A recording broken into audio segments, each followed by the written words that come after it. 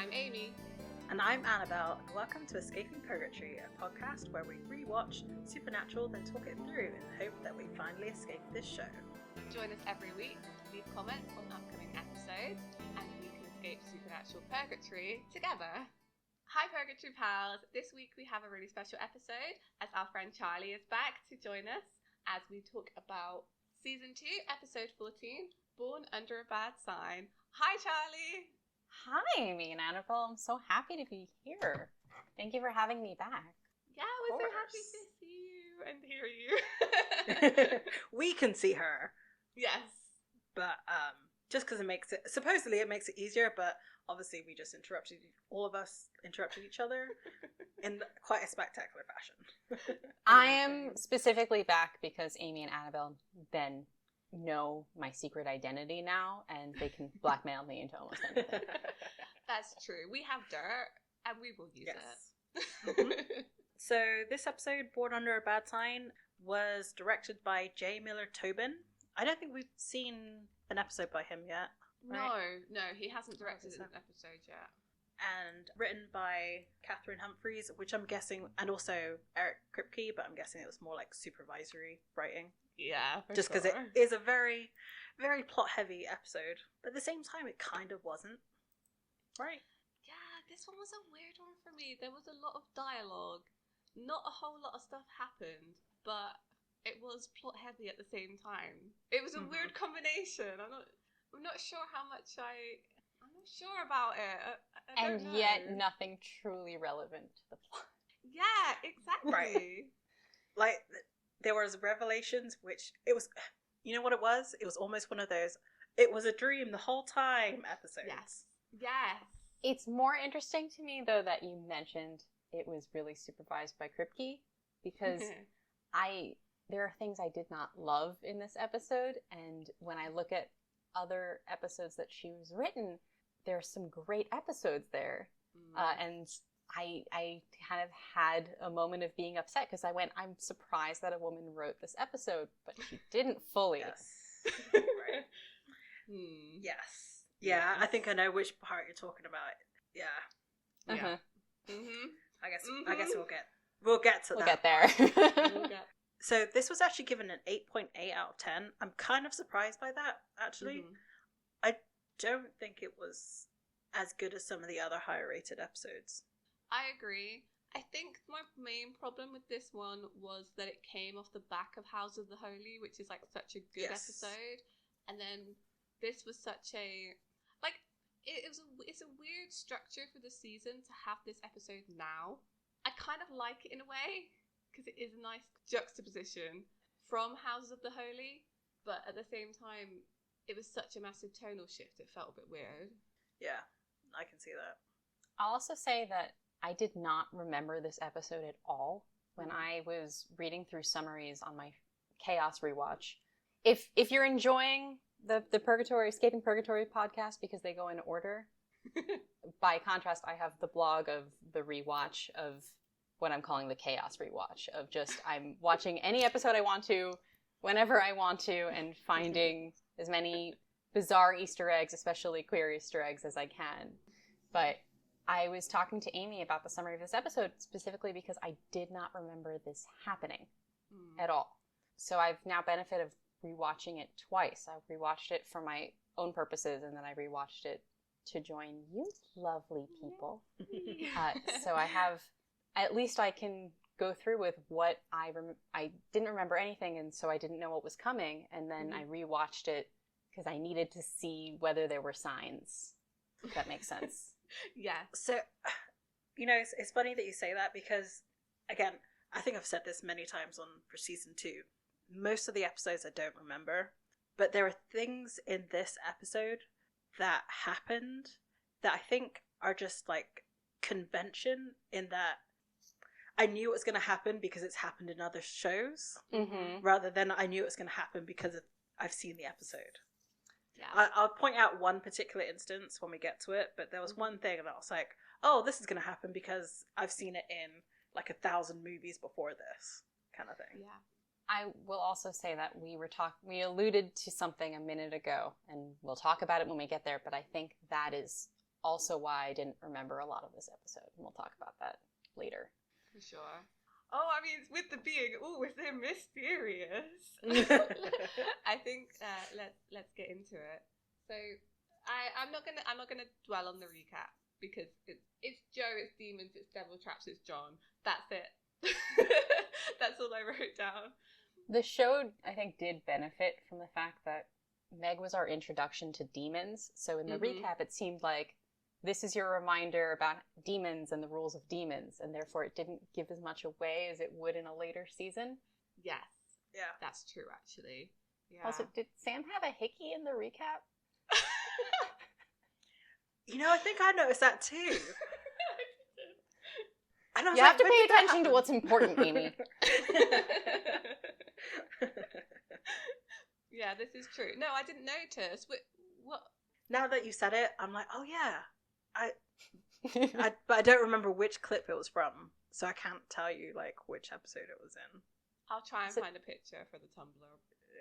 The amount of times we hear Sam say, am I supposed to go dark side or something, starts to rival Family Business, but it's so on point here.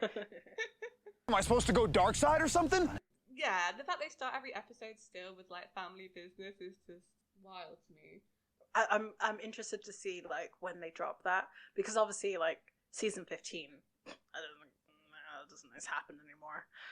Yeah. But what Family Business? Yeah. What family? It's the beer brewery. Mm-hmm. Exactly. So we go to it now, and we get Dean calling Ellen. He's under a bridge, and it's kind of clear that Sam's gone missing. He doesn't say Sam for a little while, but it's obvious he's by himself. Who else would he be calling about? Yeah. This is where I realised that I truly despise this director. That was fast. Yeah. Because look. It's immediate. The cutting between. See, no, I didn't like it. The flashes. I didn't loved like it. I loved that. I thought that was really interesting because it showed how frantic it was. His sort of mind not being so clear cut. You see him talking, but you hear him talking, but you don't see him talking. Then it cuts to another angle. Then you see him talking. Cuts I don't know. I really liked that. I really enjoyed the whole steady cam, not steady cam, but the shaky cam. Mm-hmm. I don't know. I really liked it. I made a note to say that I liked it. Well. It's come to this. we finally disagree. Yeah. Well, they got lucky that it rained because it showed his brooding emotion, but if it hadn't rained that day, how else were they going to show his franticness? Is that it? Yeah, I guess so. That's why he had to be under the overpass. He's not allowed to have an umbrella. It's not manly. One time. They were allowed an umbrella one time. Maybe it's once per season, so they're just holding on. No, You'll it's never once see per show. Yeah. You'll never see an umbrella again. No. That's they're true. taboo in the supernatural universe. So, okay, I have a question. Yeah. Do you think Dean now trusts Ellen a bit more because of what happened in Hunted? Because I feel like had Hunted not happened, he wouldn't have been on the phone with Ellen, right? But since she told him where Sam was in that episode, I had the exact opposite thought. I thought how desperate he must be to have to contact Ellen despite the revelations that happened about John and Bill. But you make a great point because she helped him last time. See.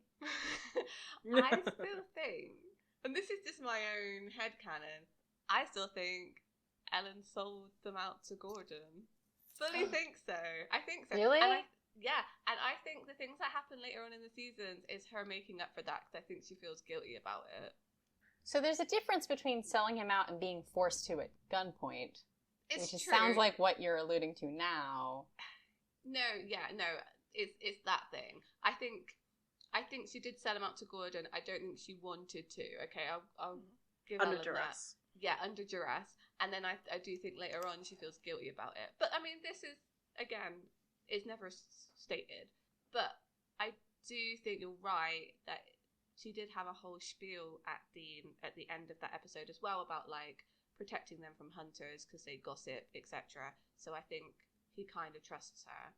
But also, how many other people has Dean called to try and find Sam? We don't get shown everything. That's true. We don't.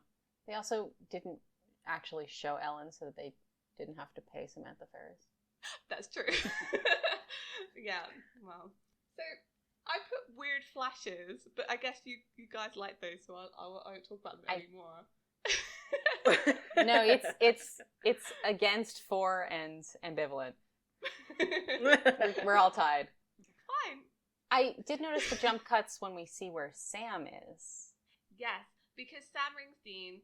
There's some kind of frantic phone call of him, like, what's wrong, man? And he goes and drives to where he is. And we see Sam in a hotel room. He's got blood on his hands. Ooh, the mystery.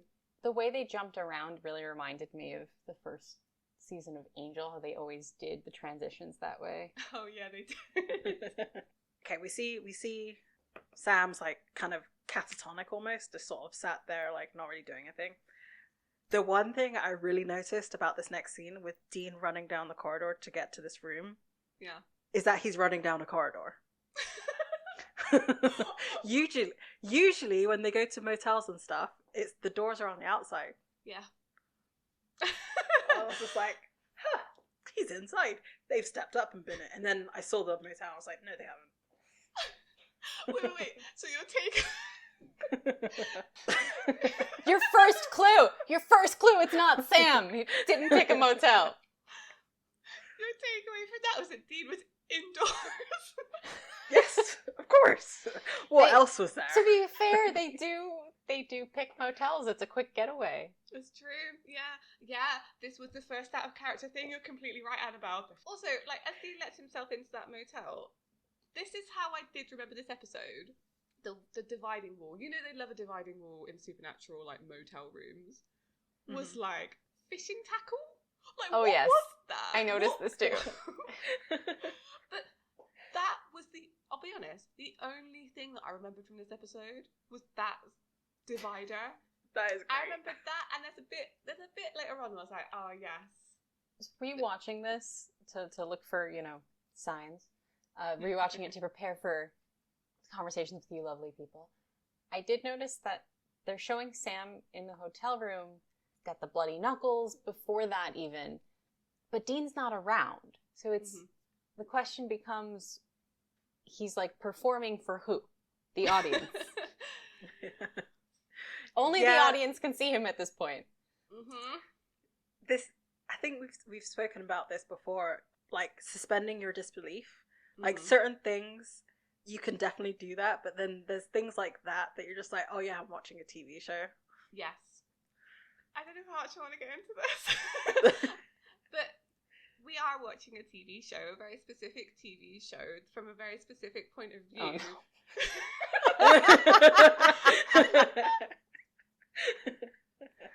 And I can't stop thinking about it. So I think I need to do a whole episode on this. I'm not sure I can get into it now, but you're right, he's performing, but performing for who? Yeah, this is true. So Dean shows up at the hotel like a worried parent. Yes. Oh, he is. He acts like that the entire episode. You saying that, I'm like, that's what he is. He's Dean Dad. That's his boy. He raised that boy. More on that later. Because he's frantically like searching on his shirt to like find out what the like dried blood on his stomach is and all that kind of stuff. And how long has it been since he called Dean? How long did it take him to drive here? It's daylight now, whereas I think it was nighttime before. We don't know where Dean was before he rang him, and he's gone to like Twin Lakes. I'm not sure where that is. And then probably drove through the night, worried about Sam. So benefit of the doubt, Sam's in complete shock, so he didn't change. But I guess he's had time to see if he had wounds, and he does not. Yeah. Obviously, it's been a little bit later in the day because Dean comes back into the room and he has like some food. Sam's sort of pestering him to find out exactly what he found out, because I guess he went out to go research what was going on. And he comes back and says that Sam had checked in as Richard Sambora, the guitarist from Bon Jovi. Which Dean rags on him about, but he also recognized the name. Well, so I think he's ragging on him because he was like, I didn't know you were a fan. Like, he's surprised that he chose, like, a rock and roll character, maybe? Like, he was channeling his inner Dean to do, like... Another clue. Because Sam normally checks in as, like, serial killers, we found out previously. That's right, he does. Anybody else get distracted by Dean rolling up his sleeves? I didn't notice. Because, okay, this is the reason why I got so distracted, because he took off his jacket and he has long sleeves underneath, and I was like, when does Dean ever wear a long sleeve? And then he starts rolling his sleeves up. I'm like, oh yeah, because usually when they're like jacketless, the sleeve's already up. So to see him like start to do the action, I was like, huh, okay. It wasn't like forearm, like whatever, fetish or whatever, but it was just more like... It was just like a weird moment to see that happen in real time, I guess. Yeah. I did not notice the fetishly rolled sleeves. I did notice Jared's brown jacket, because his whole outfit is just covered in blood, but because of, I think it was Chaotic Dean had a post on season 4, and there's a time when Dean gets dressed up in everybody else's clothing, so it's coming up long down the road. But he ends up in Sam's brown jacket. So I guess they're fully cementing that as Sam's, but also it survives. They somehow get all the blood and the gore and things. Everything that happens in this episode, this jacket survives. And I can't unsee the jacket now. Jacket is clean. Ooh, we'll see. I don't know when he put on that jacket, but it wasn't involved in the incident. That's right. So I guess the blood was dry first. Yeah. Look.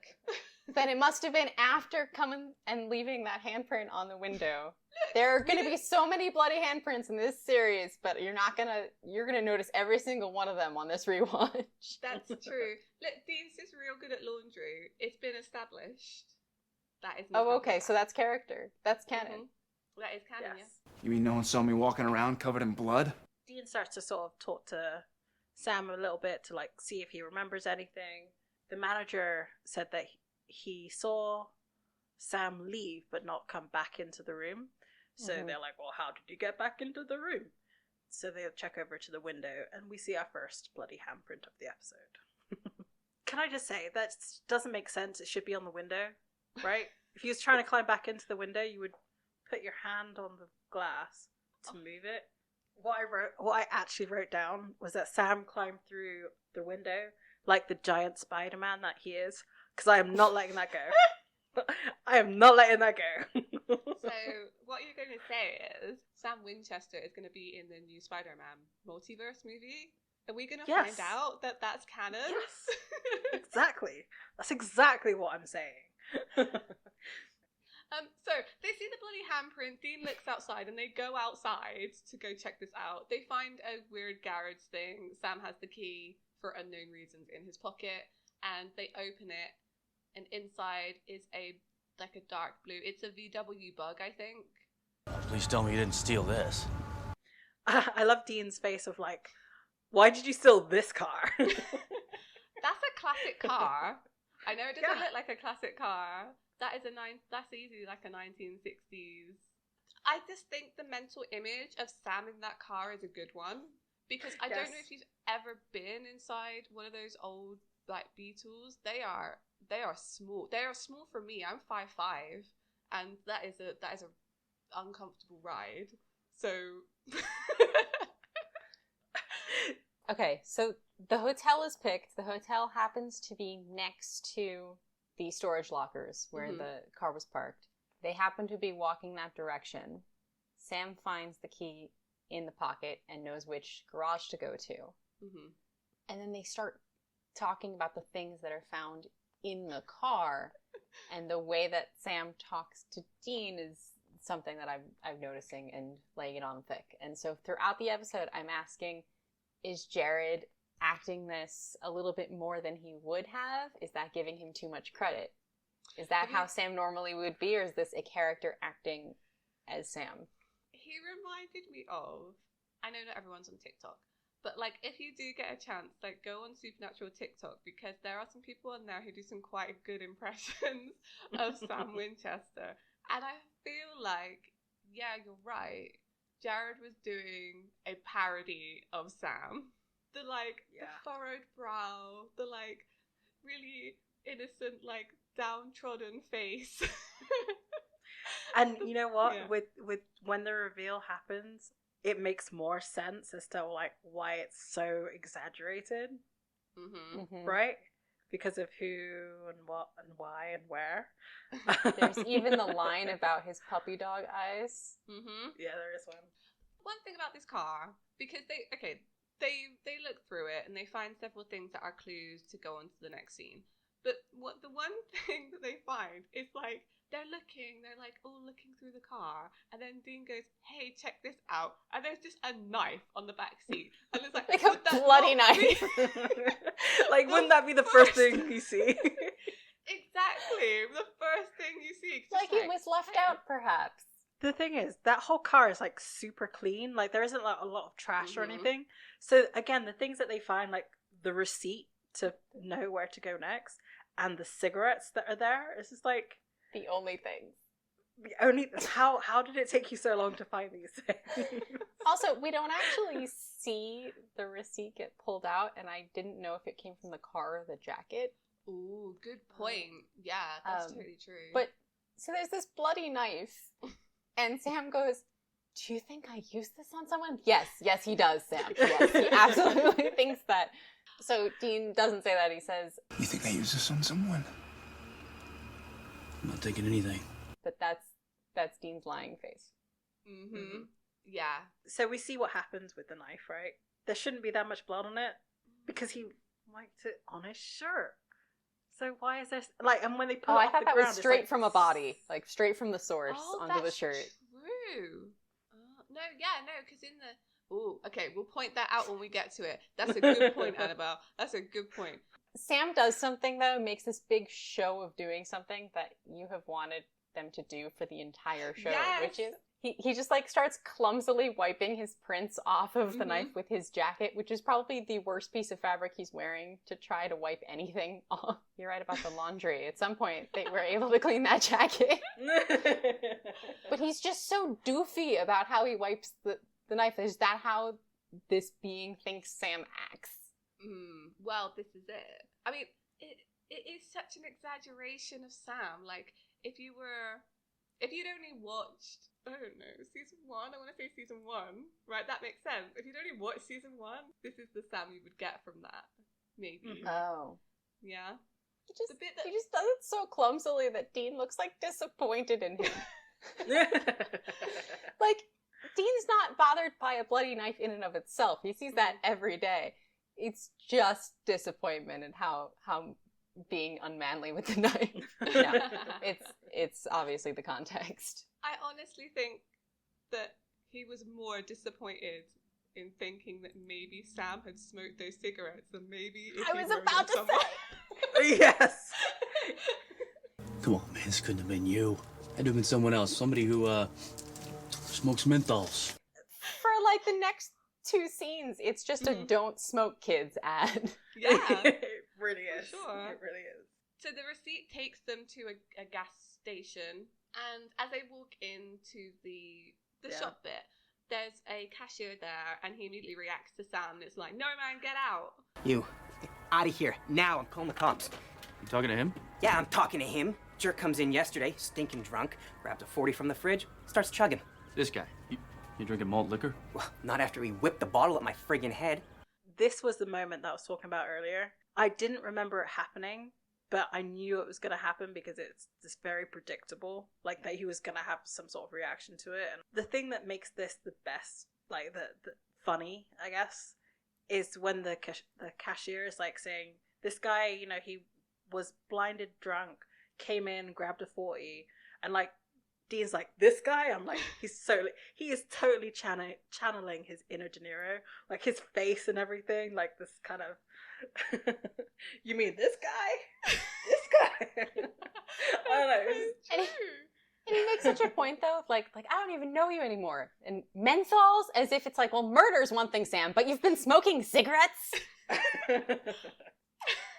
It just feels like there was a bloody knife, but you know that something going on with Sam is evil because he was drinking and smoking. Just pay no attention to Dean Winchester for the rest of the series, children. I mean, he sends Sam out and then, like, still has a conversation with this guy. And there's a really cute cut of Sam, like, this is another, it's basically the same, like, you mean this guy moment, but he's kind of stood, like, leaning on the Impala, like, looking at the ground, like, oh. I'm being scolded like a bad puppy. Yeah. I enjoyed the whole interaction Dean had with this cashier. It was pretty good. Yeah. The bribes, the fact that he took a chocolate bar with him when he left. He was like, I pay for this. It wasn't just one, it was two. He definitely had the look of like, I deserve this. This is mine, as he walked out with the chocolate. He did. At this point, we didn't know what had happened to Sam, and we didn't know if he had been possessed by a spirit. You know, there was the recap with the demons. But I would just like to imagine that he was actually possessed by an old woman who smoked menthols. And would go down to the corner store to get, 40. Yeah. And absolutely.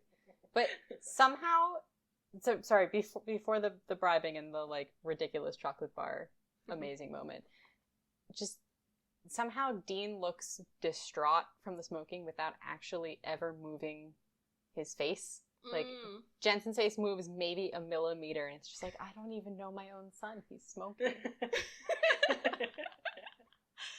Okay, the face acting in this episode is good from Jensen. Like, there's a lot of disappointment.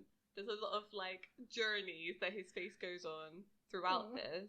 There's a lot. I wish Kim Manners had directed this episode. Oh. We would have got so many good shots. Can you imagine? Can you imagine the close-ups? Ooh. So this show obviously came out when I don't think smoking was illegal inside just yet, or like banned inside. Certainly not where they were.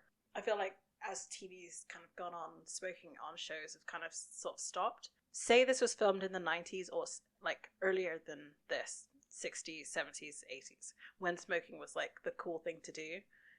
Do you think Dean would have been a smoker on the show? Yes. I think he alludes to it later on that he definitely is, right? What's going on with you, Sam? Because smoking, throwing bottles at people, I mean, that sounds more like me than you. Also, kind of. At some point we start getting like the ghost phaser effect, like Amy was talking a little bit before. Do you think that Dean does smoke? Because I feel like his character would have. But it's just not shown on the TV because we only see it from a certain viewpoint. Maybe not earlier, because all of the money was going to food when they were kids. Would John have smoked? Even though the kids needed more money for food, he was putting money for smoking? Just because of... I'm purely basing this on speculation, but we know he fought in like Vietnam, right? And I feel like a lot of soldiers just... That's what they did. They just smoked. So maybe Mary might have had an influence because, like when you start having kids, if there's a partner that smokes, usually the other one will try and stop them because, smoking's not good for children. So maybe, but like as they went back onto the road, John might have picked it back up. My personal headcanon for Dean smoking is that he definitely... I think so. But I think it would have been more so in that gap between when John left and then he met back up with Sam. I just can imagine him smoking outside motel rooms. Like, it just fits with his character, like leaning against the Impala, but like not near Sam because, again, that's his kid, so he wouldn't. You don't want to be a bad influence. See, now I see Sam as smoking marijuana. Again, also implied, I feel, heavily in some of the episodes. It's funny because when he was at Stanford, I would not necessarily, because he was very like, don't mess this up, get away from the family. Straight-laced. Yeah. Law boy. Maybe he doesn't smoke it. Maybe he's more of I'll have a couple brownies at a party. Yes. Because Jessica gave them to him. Yes. Or, Absolutely. what was it, Brady? So Sam directs them to a certain spot off the side of the road. And again, every development in this episode comes from Sam so far. Yes. I mean, so they are trying to follow his steps, so it would kind of make sense that he would be the one to like sort of point things out. It didn't strike me as odd at all at the time. No, me either. No. It's implied that there's some sort of evil force that may have finally taken him over, and it's natural to him somehow. But now rewatching it, the only question felt like, what was possessing Sam? Yeah, I agree. After they go down this driveway, they find this house, and it has lots of security. There's lights and cameras outside. They kind of look like they might decide to break in, and then I think they have a little conversation about whether they should knock on the door. Shall we knock? Yeah, I guess. But Sam notices that one of the windows is broken, so I guess after that they break in. Like, it's not shown they're just inside this, like, destroyed house. Everything is broken. There's glass just all over the floor. Even the picture frames are not straight anymore. Yeah. Just how can we make this look as messy as possible? But then the next room they go into is completely pristine. Yeah. Yeah, despite there being, like, a fight in there. Because there's a dead guy. Right. It seems to me, I don't know how much we're giving away, like perhaps powers were used outside of that room that were not used in that room. Ooh, I like Could very that. well be, yeah. That's a good point. That is a good point. Okay, so Dean touches a dead body with his bare hands. Good thing we wiped the knife. And Sam's behind him, and for the first time he acts a little differently when Dean's back is turned. He doesn't look worried or upset. He's not like, oh my god, there's a dead body. And he's not sad puppy eyes of like, what did I do? He's just kind of blank. He also very awkwardly sticks something in his pocket. And it might have been the flashlight. And I wonder if it's like either the thing possessing Sam or Jared is like, oh, I'm supposed to put this in my pocket now. It just, like, once I was watching him instead of Dean, I was just like, well, that looked very awkward. But, oh, right. Yeah. I did find it kind of weird that they turned on the light in the room. Yeah. I don't know why I found that weird. It feels more intrusive than using flashlights in someone's house that you've broken into. I feel like turning on the lights feels more intrusive, and I can't tell you why that is, but it just does. So, okay, I think this is what it is. Every other time that they've broken into somewhere, like I'm thinking back to Ava when they go into her house to find out where she is. They don't turn the light on. Yeah. Even after they find the whole scene? Yeah, they don't ever do it. Actually, so Dean flips the body over, and that's when Sam's upset face comes back, but it might also be when the light turns back on. I didn't notice that.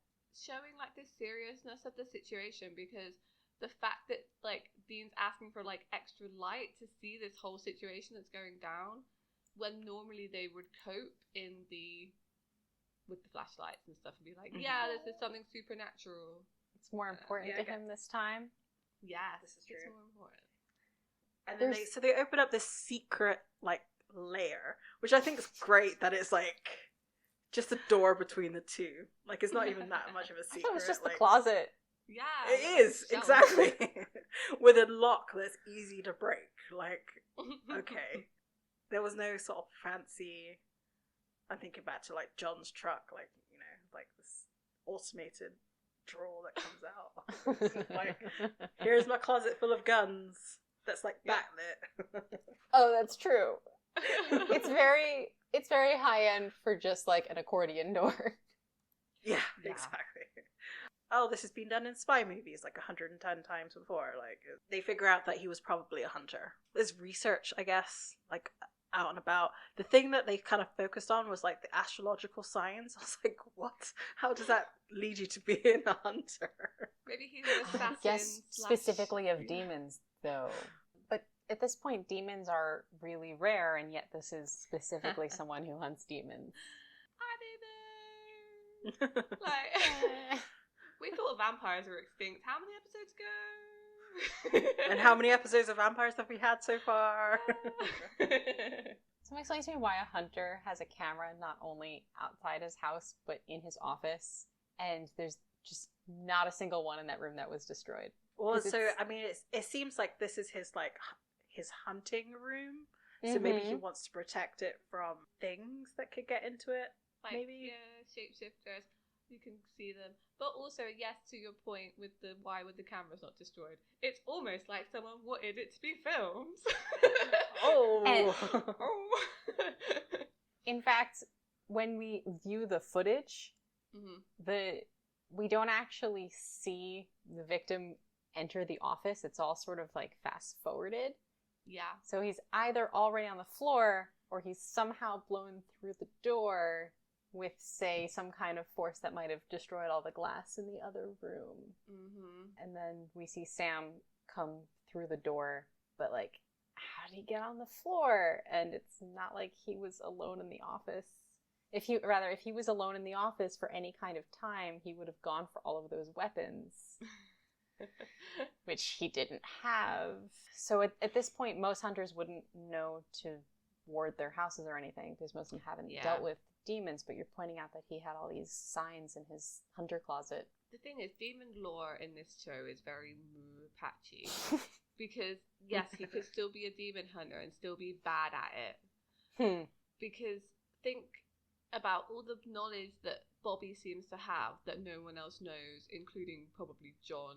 The stuff that Bobby didn't share with John. Because when did John ever try to... Why was he not trying to draw devil's traps almost constantly whenever they stayed anywhere? You would think that if he knew that, whenever he stayed in a motel room, he would draw one, because John's that kind of paranoid, right? Speaking of paranoid, if John had ever once mentioned to Bobby that he was going after a demon, Bobby would have shared all that information. So he would have been warding the motels. So that's apparently true. They never once spoke about it. Well, and also we know that they had a falling out, right? So they probably hadn't spoken for a minute. John just doesn't have friends, ever, for very obvious reasons. So I think it's more people respected John to be able to, like, hunt basically anything. Like, he was kind of like a jack of all trades, but people didn't like him enough to actually want to share their knowledge. Yeah. He seems to have done a lot by himself. But the point is that how much do hunters share information? Because I think back to Jo, when she wanted to go on a hunt with them, there were some things she knew and some things that she didn't know. And I feel like it's almost like a very, like, they get specialised in something and maybe don't share that knowledge very well because they're known for it in their community. I don't know. A little bit of gatekeeping. Yes, maybe that's it. Yeah, in this case, like, who knows? Maybe he could have been something else. But you're right, the footage, it seems to be very cut in a certain way to show something very specific and not show certain things as well. The victim actually ends up off camera at one point, and we see Sam pull him back into the shot before killing him. It's just all staged for the camera. Yeah. Absolutely. Exactly. And so this is where we see him wipe the blood on his stomach with the knife. Oh, you win. Yeah. So he didn't... You're right, the knife should not be bloody. So whose blood is that? Whose blood is that? Again, someone else staged bloody knife. My favourite thing about this scene was, well, they're watching... Just before they watch that video together, is that Dean's instantly gone into full damage control, ride or die. I'm gonna bury this body with you. We are wiping down this house. Yeah, I just kind of loved that. And then after they watch it, they actually got it right somewhat. They destroy the tower and not the monitor. Like, have you ever noticed that? I noticed that. Yeah. But I made a comment on that. But they also destroyed every part of that tower except the hard drive. Right. I was gonna say that. They almost had it, and then they missed. I definitely gave them points for not, specifically Dean points for not destroying the monitor. Season 1, Dean would have destroyed the monitor. Yes. Oh, yeah. And so, I mean, Sam is also, again, just sort of shut down, not really doing anything. Sam's actually really, like, fixating on the fact that he killed this person, which, again, is a little bit of an exaggeration. I feel like this is most where Sam is out of character in this episode, because I think, yes, he would be bothered about having maybe killed somebody, but it's not like Sam hasn't killed things before. Where is the Sam that would be trying to solve this mystery? Because in no way at any point in this is he trying to solve this. He's like, It's very much passive while Dean is doing all the legwork and finding clues that are conveniently placed. So I think that this was the moment where I was like, yeah, this is really out of character. He's just so like down on himself and like, yeah, I definitely killed this person without even looking for any other explanation. Because as I've said many times, Sam ultimately is an optimist. I think he wouldn't really, at this point, believe fully that he would have killed someone of his own free will. It just all feels like, again, laying on thick, it's all a performance for Dean to make Dean think these things. They're back at the motel, and Sam is trying to convince Dean to shoot him.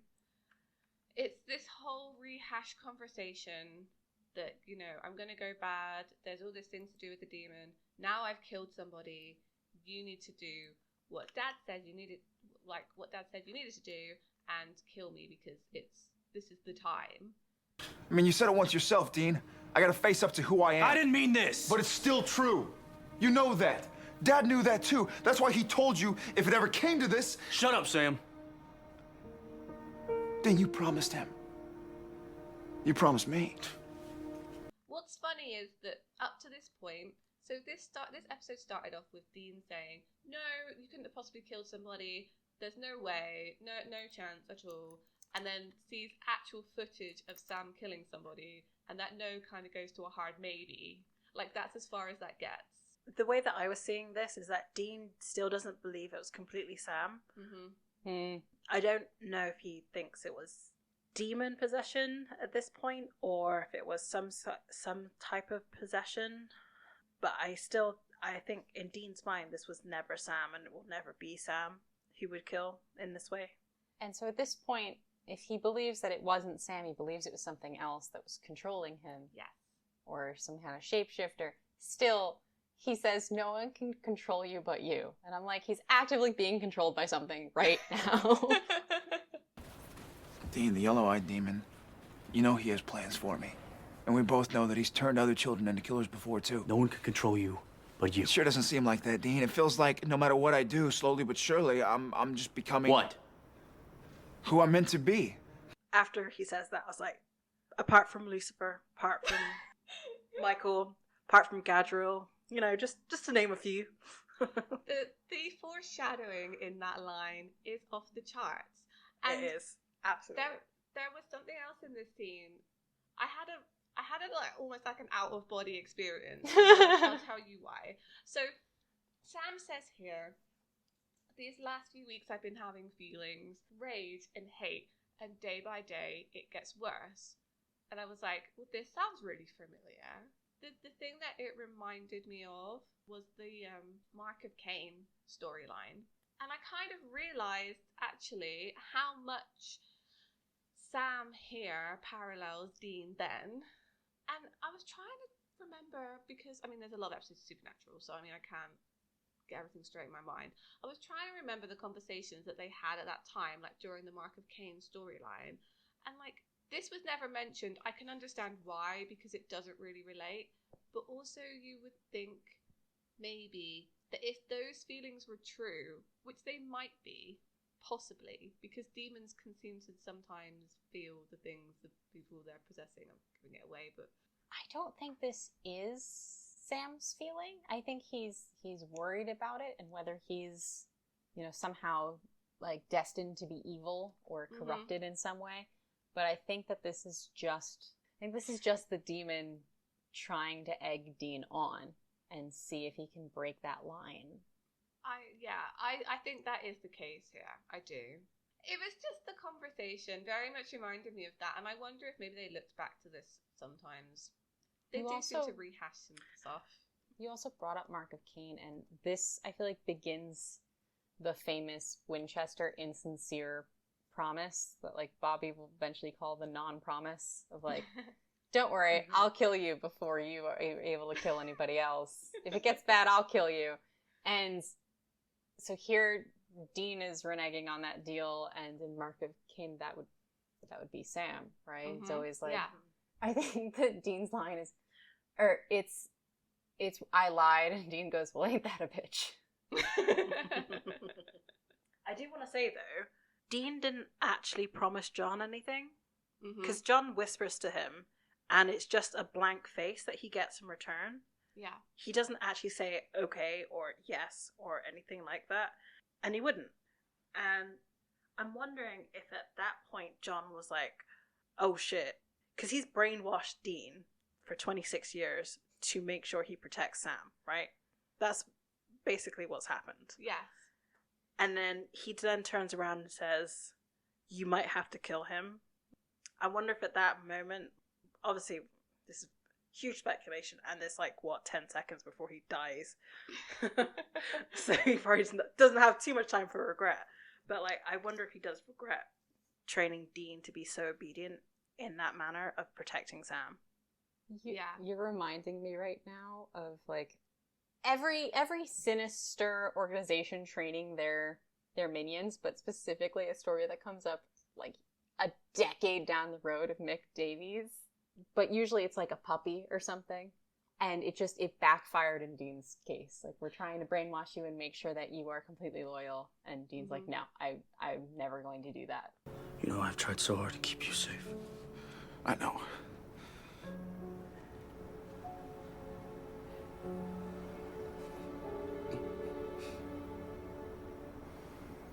I can't. I'd rather die. Sam picks up the gun and like puts it to Dean's chest. It's kind of intense, right? Yeah. Like, I was not expecting it from this. I mean, as much as I knew this is kind of where the storyline was going, and obviously they have guns around them all the time. Like, I wasn't. This also brought up a fact of like, why is Sam so adamant that Dean kills him at this point? Because it doesn't really make a lot of sense as to Sam's in control right now. Yeah. In control. In quotation mark, that is, for people who can't see us. So what Sam is asking of Dean at this point doesn't make sense, because he could, so trigger warning, he could turn the gun on himself. At this point. Whereas what I'm thinking that Sam was asking for in Playthings, he was asking for when he's gone too far, in that he can no longer control himself. I think that's where it took me so much by surprise. Yeah. This little conversation. I think this is where, you know, there's a lot of brooding. There's a lot of man brooding going on. But I think there is a point in this. Dean says to Sam, like, I tried so hard to keep you safe. And Sam says, like, yeah, I know, like, acknowledges that. And then Dean says to him, like, I can't shoot you, essentially. Like, I would rather die. Like, the self-sacrifice between them is just so much more in Dean's favor at this point in this season. Like, I couldn't imagine Sam saying the same thing to him at this point. I think maybe later on. But season 2, Sam? Yeah, no, I can see that. And it's also true. Yeah. Why, Dean? Why the self-fulfilling prophecies? We just talk about the, oh no, how dare you. Can we just talk about the acting in this scene from both of them for a second? Like, Jared's actually pretty good in this scene. His eyes are wet. He reminds me a lot of someone who's not on the show yet, and that's really funny because there's no great explanation for that. But the demon we find out about later, we also know that character is a good actor. Yeah. But from Jensen, there's this moment where you just mentioned Dean said, I've tried to keep you safe, and Sam says, I know, and that's where Dean gets this look, where he looks at Sam a little differently. I didn't know if that was the moment he realized something was up, but the scene goes on, and it doesn't seem that happened. Yeah, I see what you mean. I don't know when Dean knew. Because they have this conversation. He says, I'm not going to kill you, I'd rather die. And then he turns his back on Sam. Yeah. And if he thought something was up, he would not have turned his back on Sam there. Absolutely. Yeah. You're on it. Yeah. Because, I mean, then Sam's response is, no, you'll live. And then the trope. Yes. You'll live to regret this.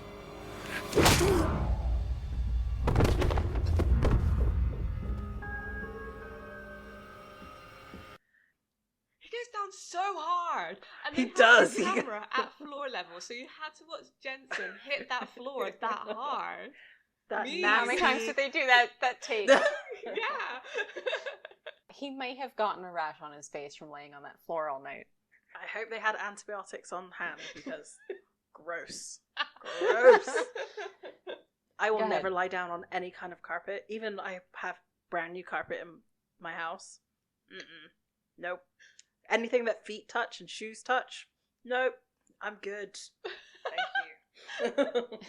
Here's my thing about Sam hitting Dean here. With what we know so far, specifically with what we know so far in this episode, why did it happen? And how does that make sense? It seemed like, okay, maybe it's a red herring, like, haha, now I'm going to turn evil. But it seemed in the moment that I was watching the episode for the first time, like it was a misdirection on purpose of, you're not going to regret it because of something that I'm going to do with intent, but you're going to regret it because I'm going to turn evil, and we'll both regret it, and it'll be sad, but then it doesn't make sense to me. I definitely read it as something's been going on with Sam the whole time, just because that's the trope. I think that's it, isn't it, right? That it's, I fooled you, rather than like suddenly he's just turning evil again.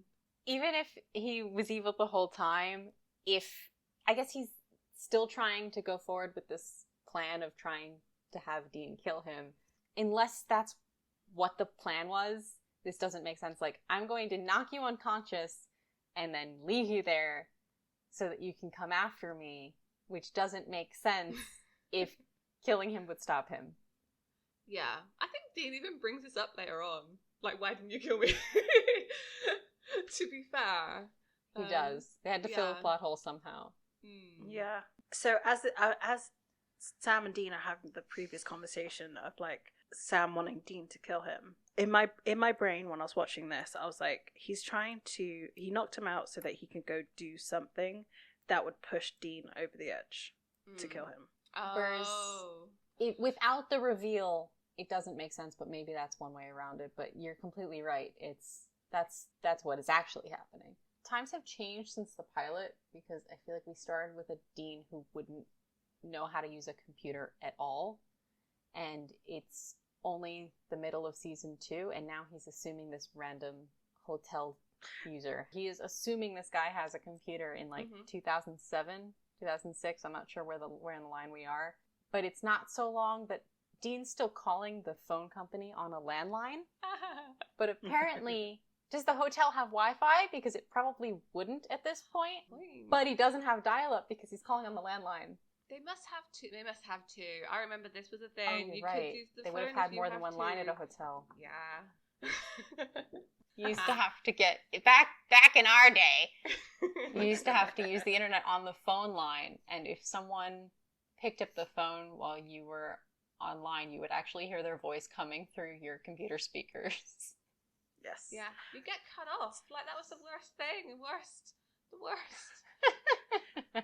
Yeah, he's talking to someone on the phone, and he said he's trying to find his son, who went to a Justin Timberlake concert. Hi, so sorry to bother you, but my son snuck out of the house last night and went to a Justin Timberlake concert. What? Yeah, no, Justin is quite the triple threat. He rolls his eyes. It's just lovely. I love that so much. But it turns out that he's trying to trace Sam's phone through this GPS thing, and he has like a whole map in front of him. I don't even know if these things exist like this. But he finds out he's in Duluth. Where is Duluth? Minnesota. Minnesota. I'm glad that we're both freaks. So, also, the dot is just on a very zoomed out map, and I'm like, so just thanks and get off the phone. It's an entire city. That's a pretty wide area. Like, I know that we don't have GPSs or smartphones yet at this point, but maybe there's GPS in the phone. But can't we triangulate the cell towers just a little bit more before? Yeah.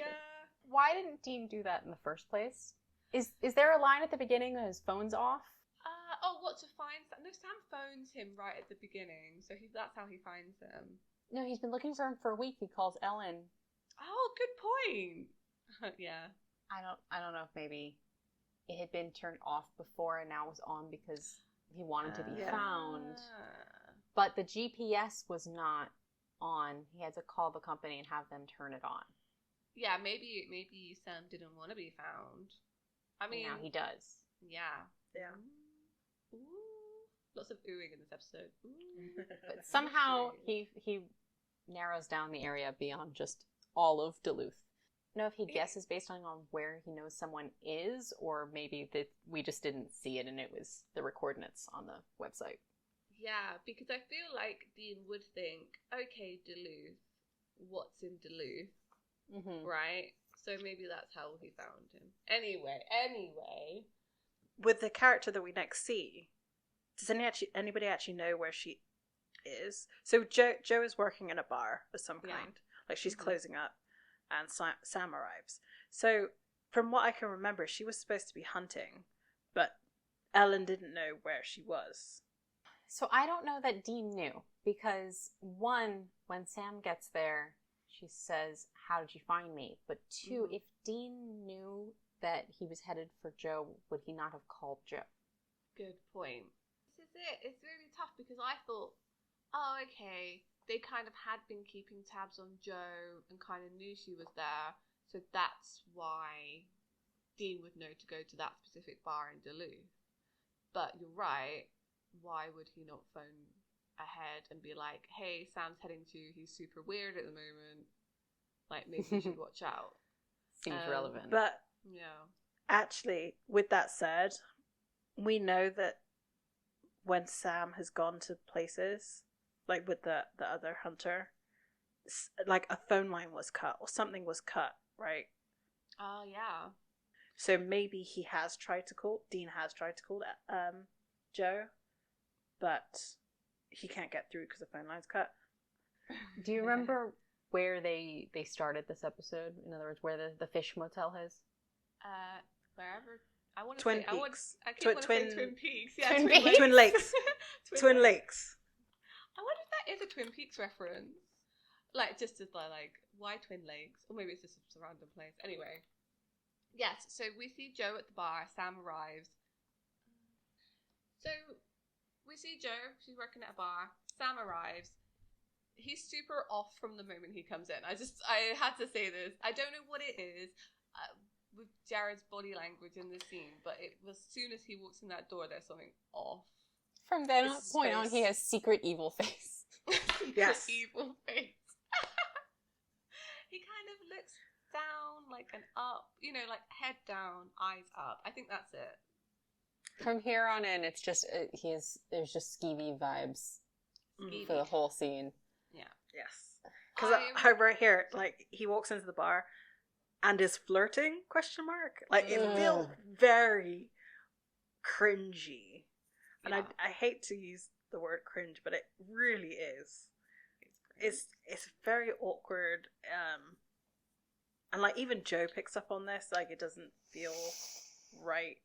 Because their interactions have always been kind of just sort of, like, acquaintances. Yeah. At least on screen.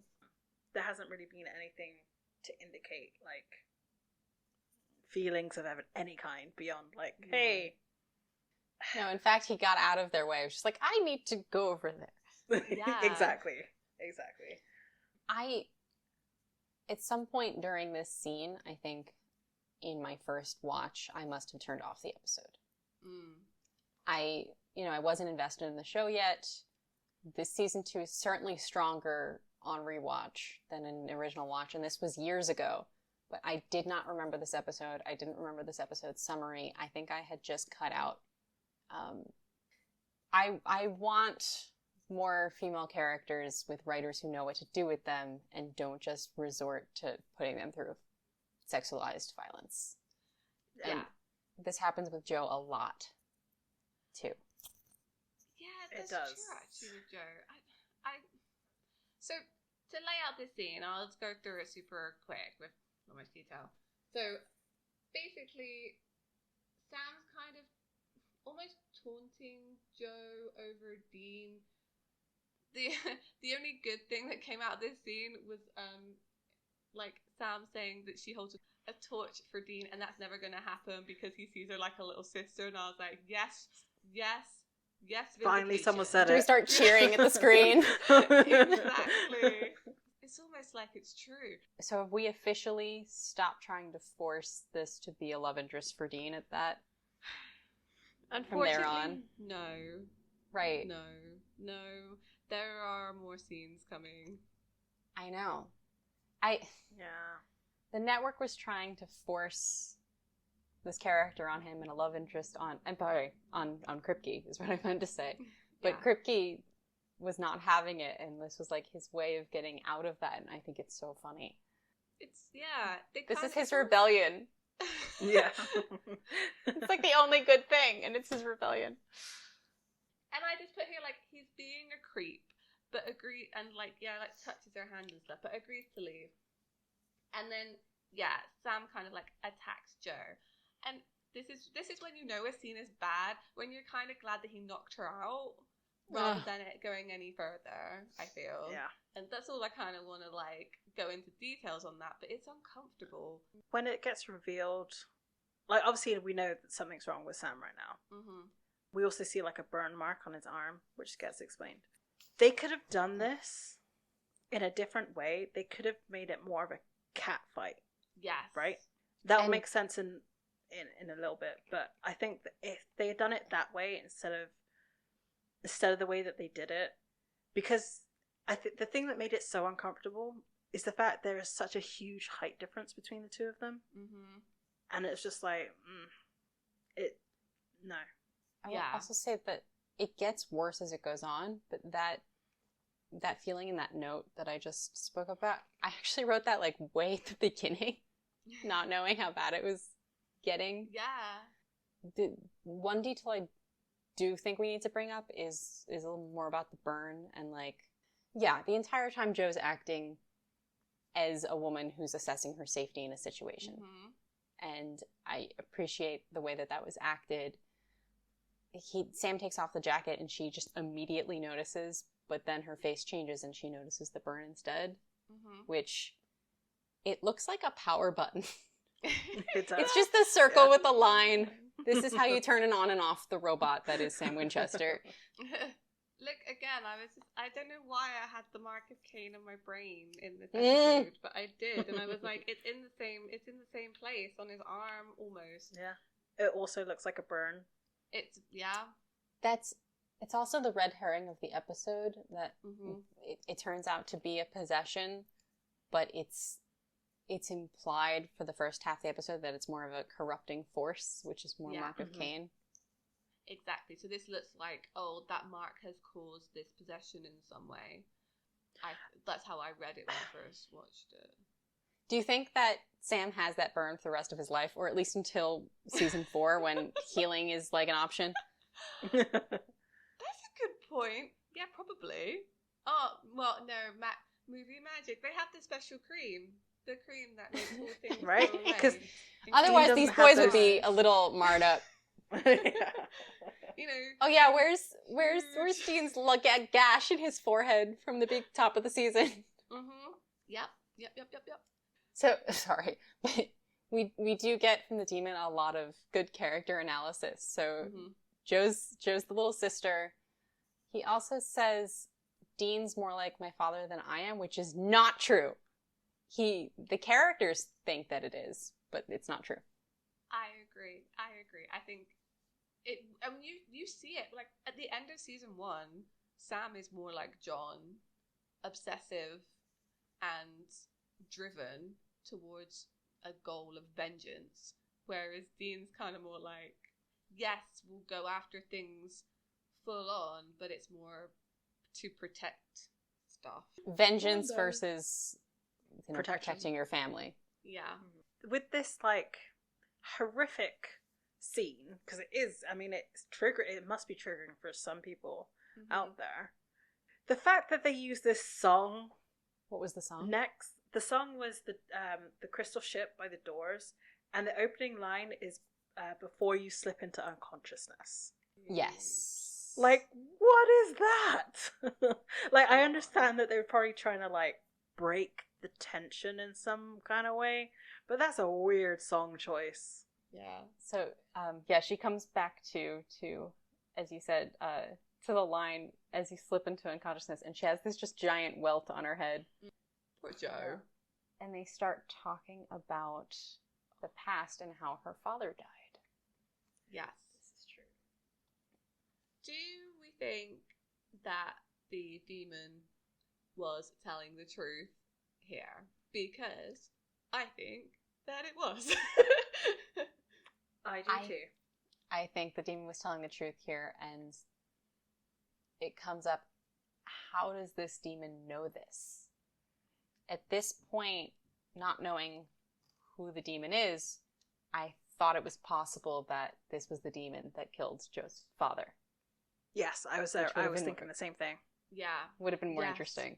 I think so too, actually. So we find out through possessed Sam, that they had gone, John and Bill had gone on a hunt together, and they were hunting something, and Bill was bait. And while John was supposed to wait, he kind of, I think says, got like too, like, jumped up or excited about it, and basically revealed himself too early and ended up getting Bill killed. Except it wasn't just that. So that's the kind of bit that Joe knew. The demon kind of expands and says, actually, this thing just wounded your father, and then John shot him. I mean, that's totally a John move. He would definitely do that. Mm-hmm. Do you also notice that they were hunting at Devil's Gate Reservoir? Yes. And it's an interesting idea that maybe something was trying to escape at a Devil's Gate, but I don't know if it's ever brought up again. Yeah. I also don't think it's where they end up at the end of the season. I think that is somewhere else. Yeah, I think so too. And Joe's obviously quite visibly upset to hear this. And he says to her, well, like daddy, like daughter, you're bait. So he's keeping her for something. Which is one of at least 2 times we have a love interest for Dean directly called bait by an antagonist. Who's the other one? It's like a decade from now. Yeah. Are you mean who's called who's? I can't remember. Do you remember? No, I don't know who that could possibly be. Who's bait? Who is bait?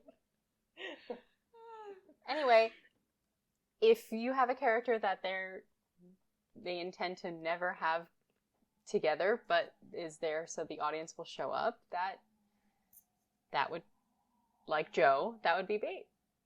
Yeah, that is the definition. That's true. So, anyway, Dean arrives.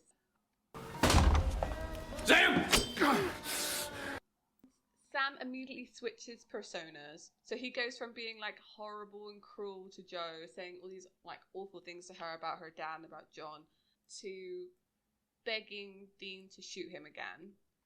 I can't control this, it's getting out of hand. Then there's like a slow-mo kind of bit where kind of Dean's pointing a gun at Sam and you're like, is he gonna do it? And like, the thing is, I feel like we've highly established the point the answer is no. I don't feel like they needed tension in this bit of the episode. Also, we do find out fairly quickly that if he had, it wouldn't have solved the problem, it only would have killed Sam. Yes. Yeah, Ooh, exactly. Yes. Despite all of this and the fact that, let's say he still thinks it's Sam, Sam has now tied up Joe, has a knife on Joe, and Dean turns his back on Sam. Yeah. But is it a diversion? Sorry, go ahead. I think it is. Yeah. Oh, that makes sense, actually. Because I was going to say, does he still so implicitly trust Sam, even when he knows he's under the influence of something? Sorry, I'm just thinking of, like, all the other times that Dean's come up against people who have been possessed who he knows. So, like, think about Sam in Asylum. What did he immediately do? He kind of went, like, belly up and was like, fine, shoot me. I know it was kind of a trick, but it wasn't to start with. So he almost turns himself into bait. Yes, that's true. What it kind of comes down to. Think of, like, the end of season 1 where John is possessed as well. He does the exact same thing, right? He's like, focus all your attention on me, but also, like, he definitely would have just let... Yes, so Dean grabs something, he throws it at Sam, and it turns out to be holy water, which I just, look, holy water in the face is always funny to me now. Thank you for that fact. Was it actually to the face or was it to the torso? Oh, it was kind of to the torso, but I kind of want it to be to the face because it just makes me happy. It's always to the face if it's Dean, and never if it's not Dean. And it just have you talked about this on the show before? We have talked about the holy water lube. Yes, we have. Okay. Yes. Yeah, for those who didn't know, they just threw lube on Jared Padalecki in this episode. Love That was a lot. That was a lot. There's more later. They buy it in bulk. Yeah, that's true. Also, Dean says that it's holy water in case the audience hadn't watched the previous episode. That's holy water, you demonic son of a bitch! Yeah. Like, I'm pretty sure the demon knew. The episodic nature of Supernatural. Sure. So Joe's like, he's possessed, and Dean says, yes, he smokes. He has black eyes. And you're like, the smoking was top of that list? Still now. Still. He turns around and gives her this look like, yes, you moron! But it would have taken him less time to just yell yes and, like, keep running out the window. He, like, takes this moment and stares at her. Like, let him get away. I need to tell you with my face that you were being stupid. I thought the exact same thing. He looks at Joe like he's disappointed that she could ever think that was Sam. Like, it's split-second reaction. So, again, well done, Jensen, for conveying with your face. Insulted his child. He had to stop and scold with a face. Before this happens and Sam, like, jumps out the window, I can't not see French mistake every time someone jumps through a window. Yeah. Every time. Every time. I agree. I watched that episode recently because I was trying to introduce a friend to Supernatural, and that's the way you do it. You show them the funny episodes before you break their hearts. And so we watched the French mistake. I think it's because the window smashed as well in this one. Yeah, I'm picturing the two of them jumping out of the second story of a church in an earlier... Yep. Dean pursues Sam, as we said, like, goes through the window, and then they sort of end up in, like, some sort of, like, boat storage or something, or warehouse of some kind. They're sort of doing, like, a little bit of cat and mouse activity, and I was just worried this could be bad. Like, it could be really bad, because they're both really experienced in this kind of pursuing of enemies, I guess. Mm-hmm. At this point, we know it's a demon. We know that Dean thought that was possible to the point that he brought a flask of holy water, and he has not a single weapon for that with him. No. No. He only has his gun, and I mean, through their, like, cat and mouse, they're kind of shouting at each other in this warehouse, and Dean's saying, like, why didn't you just kill me? It would have been easier. Why didn't you kill me? You had a dozen chances.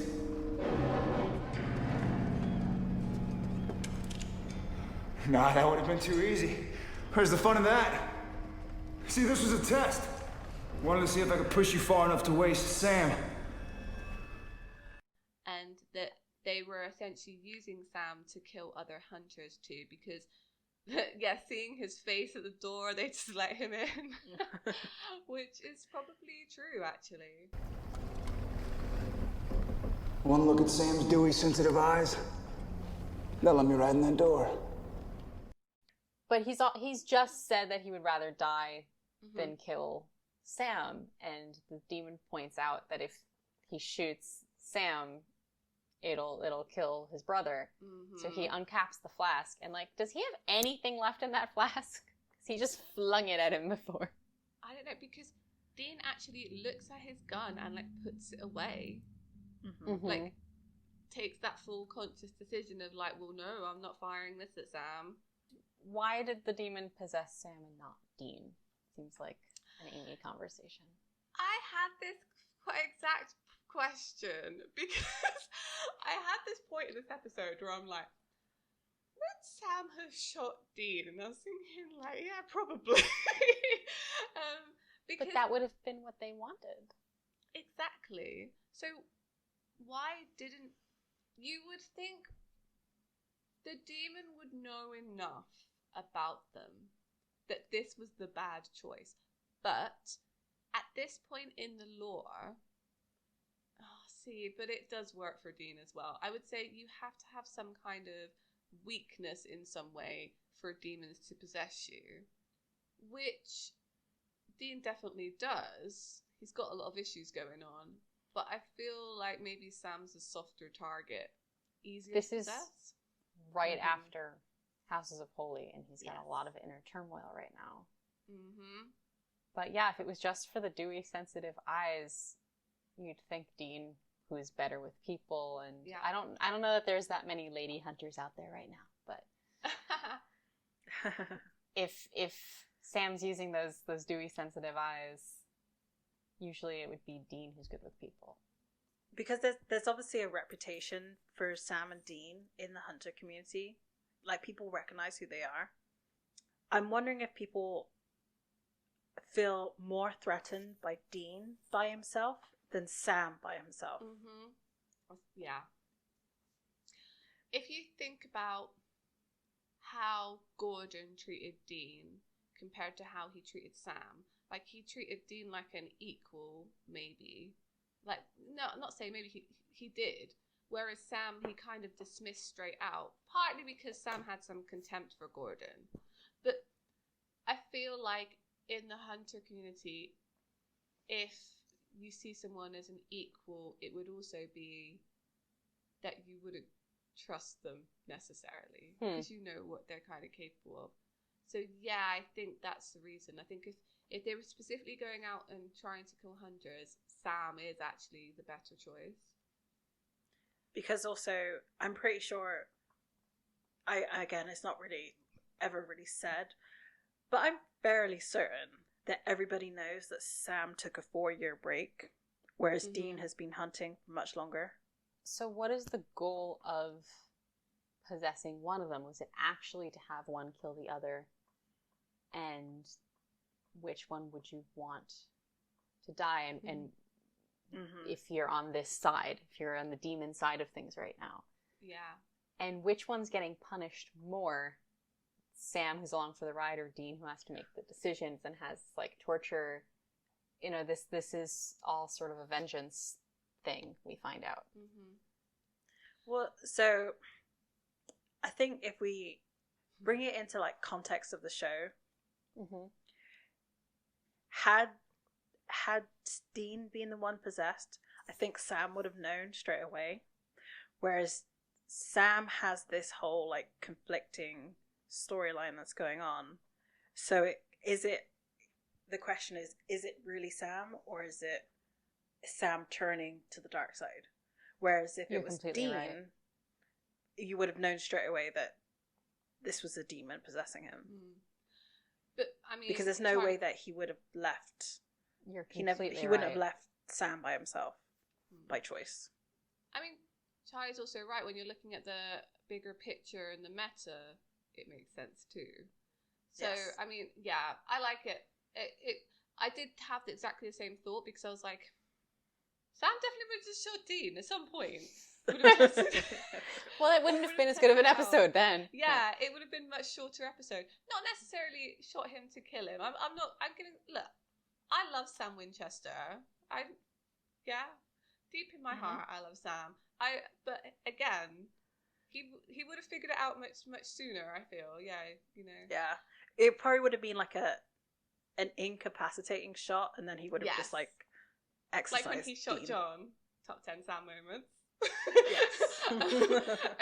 Okay, so speaking of incapacitating shots, or Sam shooting Dean. Yes. So they end up out on the pier, and kind of Dean looks in the water because like that's what you do when you go to a pier, and then he turns around. Sam shoots him.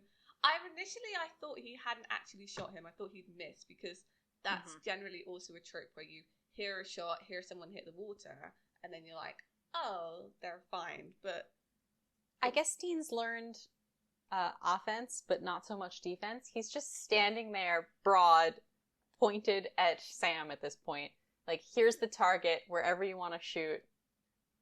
Even I know from stuff that I've done is that you always go sideways. Smaller target, Dean. And while we may forget that in the moment, I feel like Dean Winchester in adrenaline mode maybe wouldn't. Yeah, but then again, it's Sam. Maybe it's Sam. I know. You can't see it differently to Sam. Yeah. Anyway, yes, Sam shoots Dean. Dean falls over. Dean is clearly dead, and the show is ended in season 2. Yeah. Oh, we can all go back to our lives, people. Okay, bye. Yes. All right. See you next week. Bye. You've escaped. Congratulations. Well done. You made it. Yeah. Jo appears. She's ringing Dean's phone. She's getting his voicemail, and eventually she hears his phone ringing, and this phone was indestructible. Yeah. How did it survive? I mean, they made phones differently back then. They did. No, flip phones were indestructible if you threw them at a wall, but the slightest bit of humidity would fry that circuit board.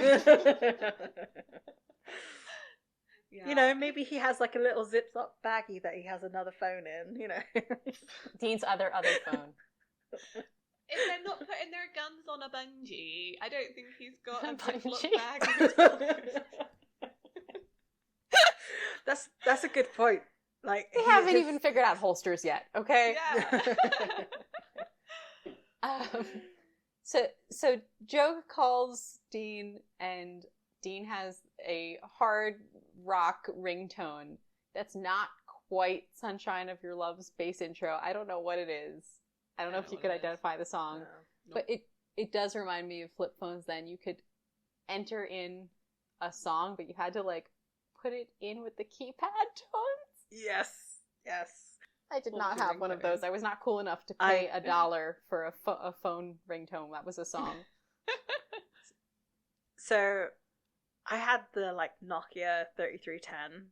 Mm-hmm. Anybody who in England, if in England, that's the phone that everybody had, and you could program songs into the ringtones. Mm-hmm. I spent hours figuring out how songs sounded. I think I did like 8 Mile by like Eminem, because I was obsessed with Eminem at that time. Just by like, so I used to be a musician, so I used to like listen to songs and be able to play them. Can't really do that anymore. So time consuming. For like 30 seconds, it would take me hours. I used to look them up online because I didn't have that time, so you would actually just find them. But because I was a Dean girl before I was a Dean girl, my Nokia 3310 ringtone was Enter Sandman for sure. Like, I remember programming it. I remember doing it. I have a very clear memory of being very into Metallica. Like, I remember me and you went to Germany on a school trip, and I spent that entire coach ride, which is how long? How long is it from like to Germany? 13 hours. Like 14 hours. Right? I listened to the Black Album on repeat for the 14 hours because I thought I was a badass. Like, you are a badass. Honestly, I couldn't tell you what I was listening to then. Like, it was I was flipping through like Marilyn Manson, Eminem, Cradle of Filth. It's like I was doing the whole gamut of freaking music. It was Metallica and The Cure because I was angsty, but I was also pining for everybody. So we see Jo. she's found Dean. He's hurt his shoulder. Well, he got shot, so yeah. And she's patching him up Winchester style. And by Winchester style, I mean with booze. I like this scene. It's nice, and I think it's nice to see someone else looking after Dean for once, because we haven't really seen Sam patch him up yet. We know it kind of happens, but I don't know. I just just look after him, make sure he's okay. He's crabby about it. You're a butcher. You're welcome. All right, are we done? Would you give me 2 minutes to patch you up? They are bickering. There's a lot of bickering between them. Dean kind of tells Joe what's going on, that this demon's going after hunters, and the other hunter that he knows is in South Dakota, and I didn't immediately make the connection. If he has known that and thought that this whole time, could have called them before the patch-up began or during the patch-up. As soon as Dean thinks about that, he's in protection mode. It's Bobby. I'm just going to say it. Yeah. It's Bobby, the next hunter. So because he knows it's a demon, Bobby is the demon expert. I don't think he's super worried about Bobby so much. Like, he knows he has to be there for backup, but I think he knows that Bobby can handle himself. Well, turns out that was correct, but maybe I have to headcanon that he didn't think of it right away. Yeah, so Dean explains to Joe about this. He's going to go to South Dakota because that's where the nearest hunter that he knows is. That's Bobby, which we said.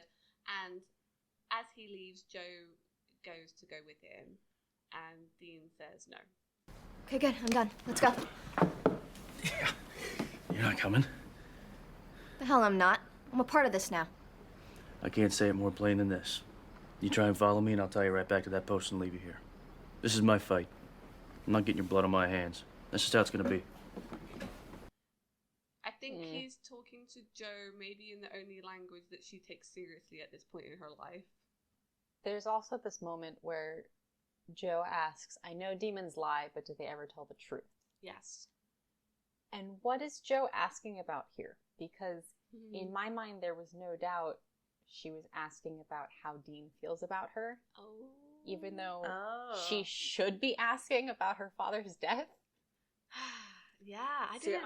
I clocked it as her asking about her father's death, not the feelings, because I think she knows. She knows that, especially with what happens, like what she says as Dean leaves. I think they're saying that maybe the whole thing, like everything that was. The question was kind of making an umbrella for everything that was said.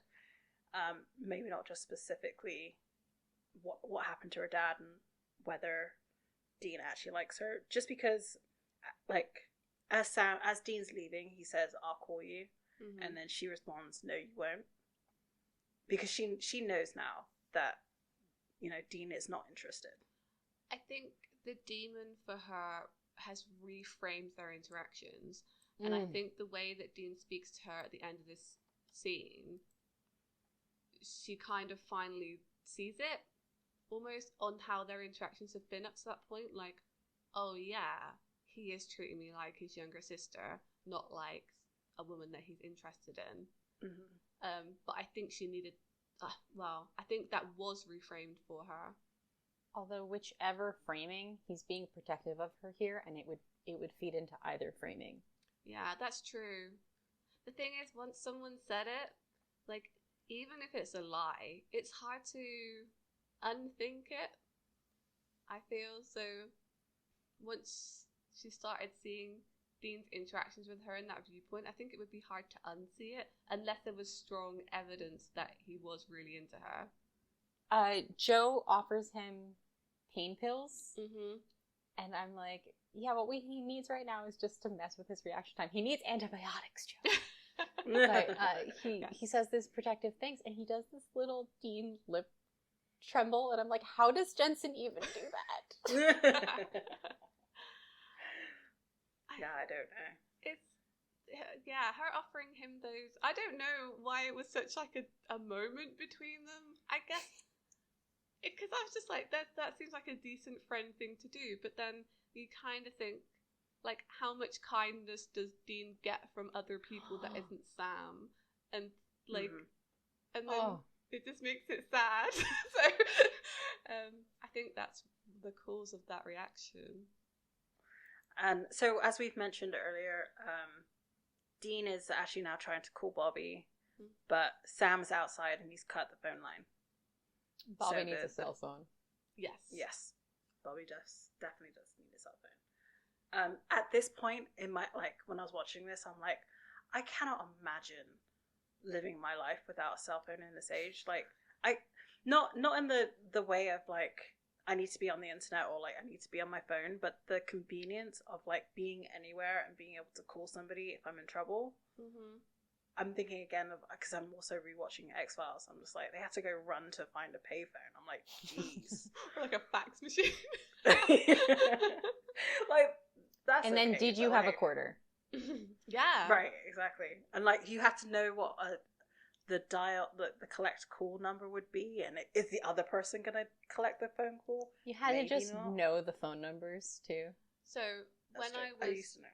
10 years old, we had a payphone a little ways from our house, so my mum walked me down there, left me at the payphone with instructions on how to reverse a call, and then she walked home and left me there, and then I had to phone her from that payphone to show her that I knew how to use it, and then she came back to come get me from the payphone. I know, like, can you imagine doing it with your kids now? Like, it's just crazy, like, the extent you have to go to teach them things.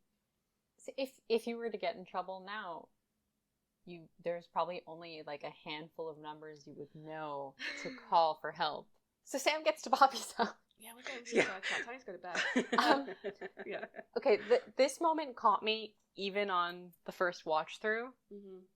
Sam walks into Bobby's house, and Bobby's acting a little strange maybe, but he's just happy and fine. He needs Bobby. But Sam looks up on his way in through the door. Yes. Perfect. And my brain stuck on that before I understood what it was a clue of. Or rather, my brain stuck on that before I realized it was pointing us to who was possessing Sam. Yeah. Yeah. Because he does have kind of like a little bit of a disgust expression on his face when he's looking at it. And obviously, when we find out who is possessing him, that disgust, is very much like, yeah, I could see why they would be. And so Bobby goes to, like, his kitchen and grabs a beer, hands Sam the beer, and it's holy water. I love this. Now, so is this holy water or is it Lube holy water? No, the beer bottles, no, sacrilege. So Bobby's a pretty good actor. Wow. Yeah. Is he, though? Or does he just make everybody who enters his house drink his weird holy water beer? It would be smart for him to, but I think Jim Beaver does play Bobby slightly differently through that whole scene. I'm fascinated by actors playing characters acting. This is like maybe the second closest we get to a body swap episode, and we were robbed. Yes. I want to see all these actors playing each other, but maybe some of the responses that Sam was giving to Bobby was like kind of cluing him in that something was up. See, this was the thing for me in this scene, because when he hands him the beer, he toasts him, and Bobby says to John, and Sam says to Dad, and I think that's when Bobby knew, but he must have put the holy water in the beer before that, which is why I think Bobby just puts holy water in all his beer. I love this headcanon. What'd you do? A little holy water in the beer? Sam never would have noticed. But then, you're not Sam, are you? Don't try to con a con man. The demon's writhing on the floor, and Bobby's just chilling. Yeah. He's just like, yeah, I expected this. Let me take another sip of my beer. I noticed when he's tied Sam to the chair that it's framed and shot exactly the same way, with the shot going upwards as it was in Devil's Trap. It's exactly the same spot as it was in season 1. Yeah. They must have left that tape on the floor. How did they knock the demon unconscious, and why can't we do that again? So he just punched. So I'm guessing that holy water like makes him maybe a little bit weak because Bobby just like punches him in the face. Obviously, Dean turns up because he knew that's where he was going. Yes, you're right. There's a line here. Mm-hmm. Dean. Back from the dead. Getting to be a regular thing for you, isn't it? You have no idea. I know. Yeah. Yeah, that line. I mean, like a cockroach. You're right. Oh dear. Again, more holy water lube. I don't know if it was lube this time because it is a bucket. I feel like that's just expensive at this point. And I feel like maybe a bucket of water would show up more. Yeah, I feel that too. Bobby starts the exorcism. I like the use of the demon in Sam saying that he's a meat puppet. Again, that started at the end of season 1, and I think it's only said again here. But I think this is the first clue as to who this demon is. Well, maybe, because the only other demon who's used the words meat puppet has been the yellow-eyed demon when he was possessing John, I feel. And they work together. Sorry, the exorcism doesn't work because of the burn that's on Sam's arm. The demon says that they've learned a new trick. Sam starts doing like his own Latin like exorcism thing, and like the ceiling cracks and like his eyes go black. That trick and the burn, I don't know that we ever see demons use that again. No. The burn, no. We see that it get cracked. Mm-hmm. Yeah. So but not with a champ. You're right. So the burn on his arm, it turns out that it's keeping the demon like locked inside, and from this we find out that it's Meg. Meg. Does the burn mean that the demon can't smoke out even if they want to? I think so. That's a really good question. And could the Winchesters have used that against a demon at some point?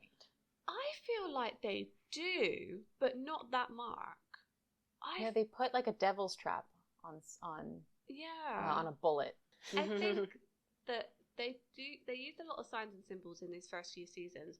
I think they eventually realised that they should be branding. Which is why everything at some point is just a devil's trap, right? Yeah, I think so. Because it's easier to put on a t-shirt than all these other signs and symbols. Yeah, I think you're right with that. Yeah. So once we find out it's Meg is suddenly using all of these telekinetic powers that she did not use when they were on the docks, and she was maybe still posing as Sam, but it was clear that there was a demon involved. Yeah. I thought it was really interesting that when Meg is revealed to be Meg, she says, "No, I'm Sam now," which, because we kind of speculated before on the podcast, like, who is Meg? They never have like a demon name. Like, generally demons kind of reveal themselves and they kind of keep that persona between hosts. But Meg kind of seems to take on the people that she's possessing. Like, does Meg think of herself as Sam now? Not ever again. This is it. Like, they dropped this later on.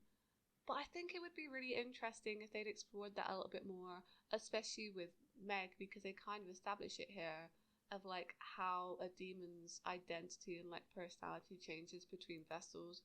So when Ruby gets introduced, we don't know if the first Ruby we see, if that's actually her name and she's done the same thing as Meg. Yeah. Or if Ruby is actually her demon name. Good point. Because I don't know if they've established that just yet. Because the yellow-eyed demon kind of sticks with his vessel. It's just because we know Meg is not Meg's demon name, because unless she chose a vessel with the same name as her just for lols. Maybe it's like if you have a nickname with people and you meet other people, you go by a different name, but your old friends still call you by the earlier nickname. Like the Winchesters just call this demon Meg. Exactly. It's true. It's true. Maybe they never bothered to find out their name. Rude. Do we ever see a conversation between Meg and another demon where they use a name? No, I'm pretty sure not. You'd think Cass would know. You would think Crowley would know. I was thinking of Crowley. Yeah. I'm pretty sure they meet. Yeah, definitely. Well, Maybe she just likes the name.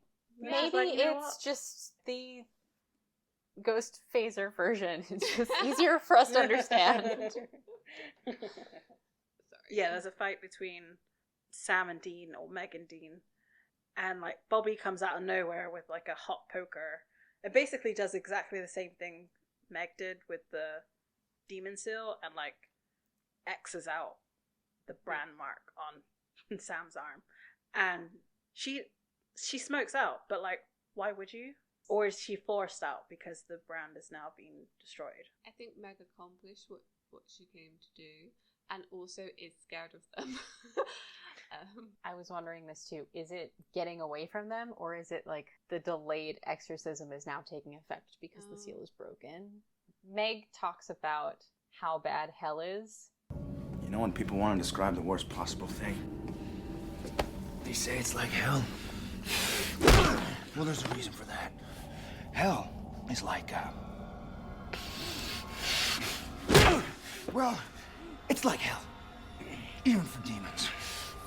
Meg doesn't want to go back to hell, so I could see it being, they can exorcise me to hell now, I'm getting the heck out of here. I think she was smoking out to fight another day, you know. Yeah. And that's very much Meg. Still, like as that trait of hers, to run away, to fight another day. Still, they're not holding weapons. She's not in a devil's trap. She has telekinetic powers. Better get out of here. Yeah, I think honestly, what else could she accomplish other by killing them? I kind of feel like she wants to mess with them more. I feel like it's vindictive.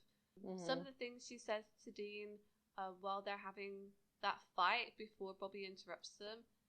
I mean, she clearly has it out for Dean. Like, she specifically, like, I feel like Sam was very much involved in that as well, though, but like very much focused on Dean. Well, to remember Devil's Trap, he is full on ready to torture Meg. That's true. So I'm thinking it's... Whereas Sam's more resistant. Well, yes, Sam did the, like, actual exorcism. Dean was fully taunting her. Plus, the fact that he killed her brother. Mm-hmm. Like, brother, quotation mark, Tom the Demon. As much as I have a feeling like she doesn't really... Because she also says she doesn't care about the plan at all, even though she should. Right, at this point, if she had succeeded and Dean had killed Sam, that would have been the end of the plan. Yeah. So she's no longer caring about Yellow Eyes. I mean, also in that episode in Devil's Trap, Meg getting caught was a trap. Mm-hmm. I guess it was part of Yellow Eyes' plan for them to find out where John was. So maybe he abandoned her to them, abandoned her to hell, and she does not care anymore. If you think about it, when Meg was sent back to hell, how long has it been for her since she got back to Earth? Because we know that time works differently in hell than it does on Earth. So I think she's had all that time to think about how she's just been used as a pawn by Yellow Eyes in this big, his big machinations, and kind of is just realizing that maybe just being out of hell is the good bit of this. I did have questions about, why does she... she already knew a lot about the Winchesters, but why does she know so much specifically about Dean? Because she said... She tells him here that John's in hell, which we kind of already knew from Crossroad Blues, but it's, I guess, almost confirming that. And then she says that she wants to torture him, but she says to Dean... And that I was gonna torture you. Nice and slow, like pulling the wings off an insect. But whatever I do to you, it's nothing compared to what you do to yourself, is it? I can see it in your eyes, Dean. You're worthless. You couldn't save your dad. And deep down, you know that you can't save your brother. They'd have been better off without you. Why does she know so much about the inner workings of his mind? Dean's mind? Well, so it is implied that demons can read minds. So they were both in the car together for extended periods of time. So she could have been there, literally reading his mind. demons can read minds? Yeah, they kind of alluded to it first, like they in one of their like discussions about what demons can do. I think in like Phantom Traveler, Dean sort of like passively says that they can read minds. That's how the demon knew that about Jessica. And like it explains how like a demon can pilot a plane for a bit. Yeah, I don't know how that works because the shifters do a similar thing, and that's never really fully discussed. But it does make me wonder. Like, so Meg has more access to Sam because obviously she's possessed him. So the conversations that they've had, she can probably surmise some of the stuff that like the blame and all of that, because I'm sure they've spoken about it. She's seeing the acting choices. What you're making me think of is she's possessed Sam, so she knows everything that Sam knows. Yeah, I think that's probably part of it. Yeah, I wondered if she'd seen John in hell though, as well.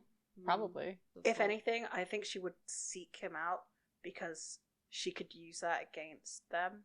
Which is, I mean, so it's kind of evident that she knows everything that Sam knows because she manages to hack the hunter's computer. Yes, good point. You see, like demons.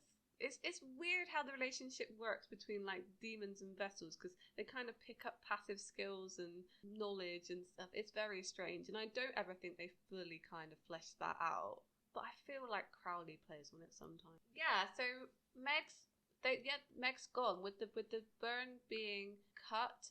She escapes, and Sam comes to and says, "What did I miss?" And Dean promptly punches him in the face, which is mean because Sam doesn't know what's going on. I guess he kind of knows what's going on, but I mean, Sam/Meg, I guess, has also given Dean a pretty good beating. Yeah, can we talk about there's two punches. Yeah. At some point, Meg punches Dean, and it's such a bad fake punch that they cut away the punch completely. They show two different angles, and the moment of the punch is taken out, and it still looks like I've punched the air next to your face. Love that. Then, yes, Dean punches Sam when he comes to. I'm confused by Sam's confusion, because later it's revealed that Sam did in fact know what was going on. Meg certainly knew what was going on when the demon was exorcised out of the original human Meg. Mm-hmm. But Dean just is like, what? I've missed 2 weeks. What's going on? I mean, it might have been a little bit of a shock, so it was more like a kind of reaction. But at the same time, you're right. When Meg leaves Meg the first time, she's instantly aware. Yeah. I feel like maybe... I think he's just being sassy. I think he's just like... I agree. Yeah, I think it's just like, haha, look at... we did it, guys. Like, trying to be funny. And I think that's part of the reason why Dean punches him, because it's not funny. I'm taking it as a joke. I'm taking it as that headcanon. I think it was just inconsistent writing. Yeah. But absolutely, just like, haha, guys, what did I miss? This is awkward. Yeah, absolutely. So we cut to the next scene, and Dean's icing his face, and Bobby kind of walks... Sam's explaining that he kind of remembers some of the stuff that he did. Bobby comes over and says to them about the hunter that they found dead. His name was Steve. Kind of explains to them that they probably shouldn't, says that they shouldn't be like talking about this to anyone else because his hunter buddies are out trying to find out who killed him. Sam has this moment there where Bobby says something about Steve dying and says, you guys wouldn't know anything about that. And Dean says no when it's clear that is a yes, but Sam turns and is like, Dean, like as if he's revealing to Dean that actually Sam killed this guy, and Dean doesn't know that. But everyone else knows what's going on in the room. Yeah. I think Sam wanted to tell Bobby out loud that he did it. Well, I know he didn't really do it, but it must be complicated for Sam because he said he experienced killing this guy, right? So it's definitely conflicting. But the absolute denial of it is so very much them as well. And I mean, so Bobby obviously knows that it happened, but he also knows that hunters are very much black and white. Mm-hmm. So the fact that it wouldn't matter to them that Sam was possessed, And also, I'm sure like there's been whisperings from Gordon as well. True. Mm-hmm. So would they actually believe that Sam was possessed or not? I feel like they're already on a list, you know, like, and this would maybe just bump them up that list slightly. Yeah. So Bobby's being fairly protective of them, but that they need to leave, so they're not found. He gives them some anti-possession charms, which I didn't remember existed. Yeah, no, I didn't remember either.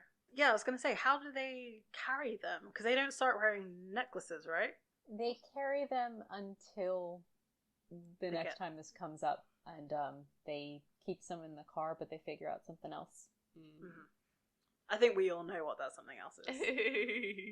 So the question was really, why didn't Bobby give them these before? But I mean, maybe he only just found out about them. Who knows? Who knows?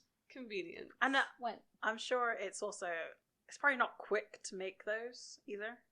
Oh, they look pretty crappy to me. Maybe once he started hearing about, what was it, like usually it's 4 or 5 a year, and it's been 24 so far that year, like a season ago, so maybe he started making them. Mm-hmm. Yeah, that's true. You get a charm, and you get a charm, and you get a charm. But you have to pay taxes on them. Charms. They'll fend off possession. That demon's still out there. This'll stop it from getting back up in you. That sounds vaguely dirty, but thanks. You're welcome. You boys be careful now. You too. I don't know why. He kind of lays a jab at Sam. It's like, if you can remember where we parked the car. Yeah. I'm just thinking about, so Dean's driven a stolen car here, Yeah. but Bobby owns the lot, so he could just get rid of the car very easily. I'm sure he will. I've never made the connection before. They steal a lot of cars, and they've got the salvage yard. Yep. Bobby's business is not 100% legit. Yeah. It's a bit of a chop shop. Absolutely. They drive away here to Back on the Road Again by REO Speedwagon, which is funny because, is it the last time we saw Joe? At some point, he made fun of Joe for liking REO Speedwagon, but then sings it when he drives away from her. Absolutely. Is the song playing in the car or just on the show? It's probably in the car. I think it's in the car. Like, I think, I hate having to ask these questions. Well, so I feel like 9 times out of 10 when there's music in the show, that's like licensed music and not their like original soundtrack, it's usually happening in the scene rather than outside of the scene. Sometimes it'll happen in the scene and then go out, but like with earlier when the track was put on in the jukebox. Yeah. It always makes me think of Bad Moon Rising, because they should not have been listening to that on the way, because they were having a very important conversation. That music was super loud in the car. But so Sam's still pretty quiet, as he has been most of this episode, to be fair, apart from when he's being a super creep. And Dean's kind of like, "Are you okay, Sam? Is that you in there?" Which is pretty funny. And they kind of like have a little bit of a talk about it. You know, Sam saying that he was awake while he was like killing this guy, which is pretty dark. And I think it's the same line that Meg said in Devil's Trap as well. Yes, exactly. Which is a really nice mirror to that, I feel. And he says, like, "And I do remember that you didn't shoot me," which isn't the thing that bothers him. Like, well, the fact that it's almost like the fact that he killed someone, the fact he got possessed, that doesn't really bother him. The thing from this episode that Sam's taking away is that Dean didn't stop him from doing those things, and that would he ever stop him from doing anything bad later on? Which the answer is no. What I think's really interesting is we find out how Dean framed what John said, because he says to Sam here, like, "Dad told me to kill you if I couldn't save you." And the fact that that's the bit that Dean took hold of and kept, the "if I couldn't save you" bit, is really telling, I think, because he's decided, well, at what point is there ever going to be a point where Dean doesn't think that he can save Sam? Like, it's never going to happen, so he's never going to kill him. Does happen, and he still would not. Yeah. So he's just emphatically says, I'm going to save you. And after this very intense conversation where Sam does, I think he does care that he killed him, and he's talking about it in very gruesome terms and like how he felt everything through Steve Wendell. There's this joke here, and it really bothers me. It really takes the wrong way. We already have a trigger warning on this episode. There's a ridiculous tonal shift from like, no, I'm not going to kill the child I raised, to, dude, you like full on had a girl inside you for a whole week. That's pretty naughty. And Sam, who has just been talking about feeling a man die in his hands, chuckles. Yep. But that's such a Dean thing to do. I mean, maybe it's a bit of it's a very hard right turn, I have to admit. But anytime there's something uncomfortable, Dean will make a joke. That's true. Maybe not such like a crude joke, yeah. I'll tell you why it bothers me. It wasn't the shift. It was later on in the show. I feel like Dean's character and Jensen specifically, I don't know, maybe the writers, maybe the way Jensen acts it, the show starts treating possession very seriously. Trigger warning. They treat possession as violation of bodily autonomy. They treat it as like a rape. And I know that we're early on here in like 06, 07, and a lot of movies were treating that as a joke, specifically when it came to men especially. But like, Sam's just talking about how traumatic this experience was. Like, by season 9, I think it is, this becomes Dean's worst fear. His literal worst fear is being possessed and forced to kill people or kill people he loves. And Sam has just experienced this. But I think they just felt like they needed to end the episode on a joke. And that's the joke they came up with. Yeah, this is it. I mean, and that was very much done at the time with TV shows. I feel like you always had to bring it back round almost to, like, funny. I know, like, we're talking about funny and, like, probably not. Whereas, like, they would only keep the hard-hitting episodes that had, like, you know, maybe like a mid-season finale, or a finale would be actually end on a serious tone. But I think you're right in the way that they treat possession. If you want to look at it from a character point of view, I feel like at this point, Dean doesn't understand the seriousness of this. So it would, like, at this point, his reflex is to make jokes about things that are uncomfortable and like, you know, any kind of close to emotion. It would be interesting to see how it's treated again after he himself experienced like ins and outs of possession, if that makes, because it's I feel like, I mean, with everything, obviously as you build experiences, your perception of the thing changes. But he also, Dean, before they start treating it in this way, especially season 9, we start to see like how angels possess people and how demons possess people.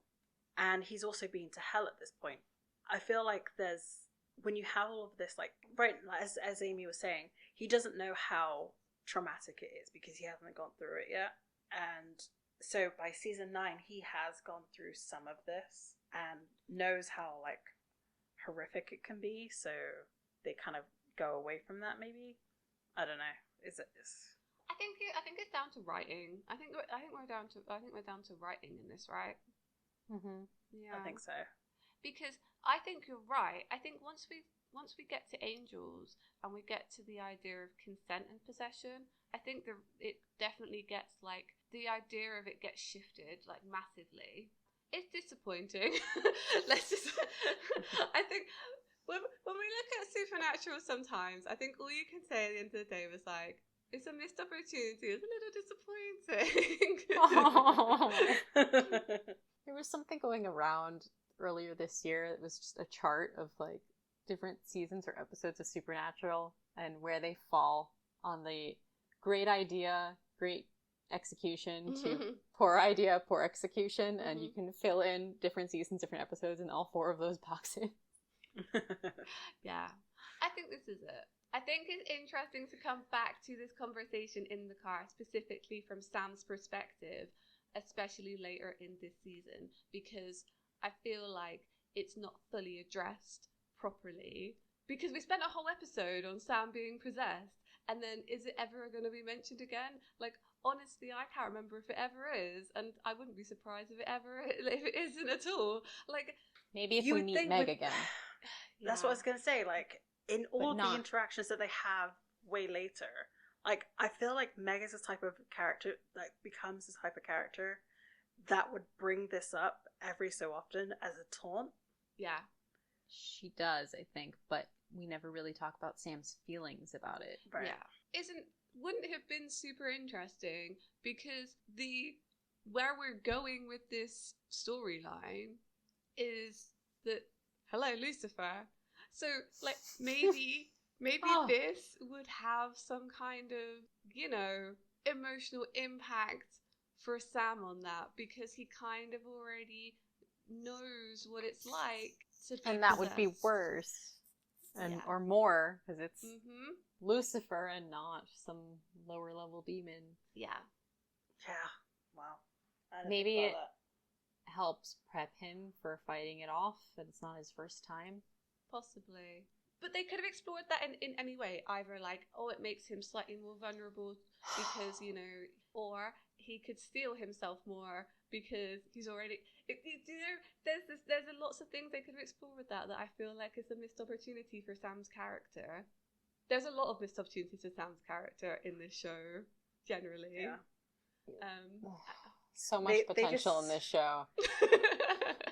When they realized it was going one way, like when they realized it was going one way with Dean, they kind of was like, let's forget about Sam.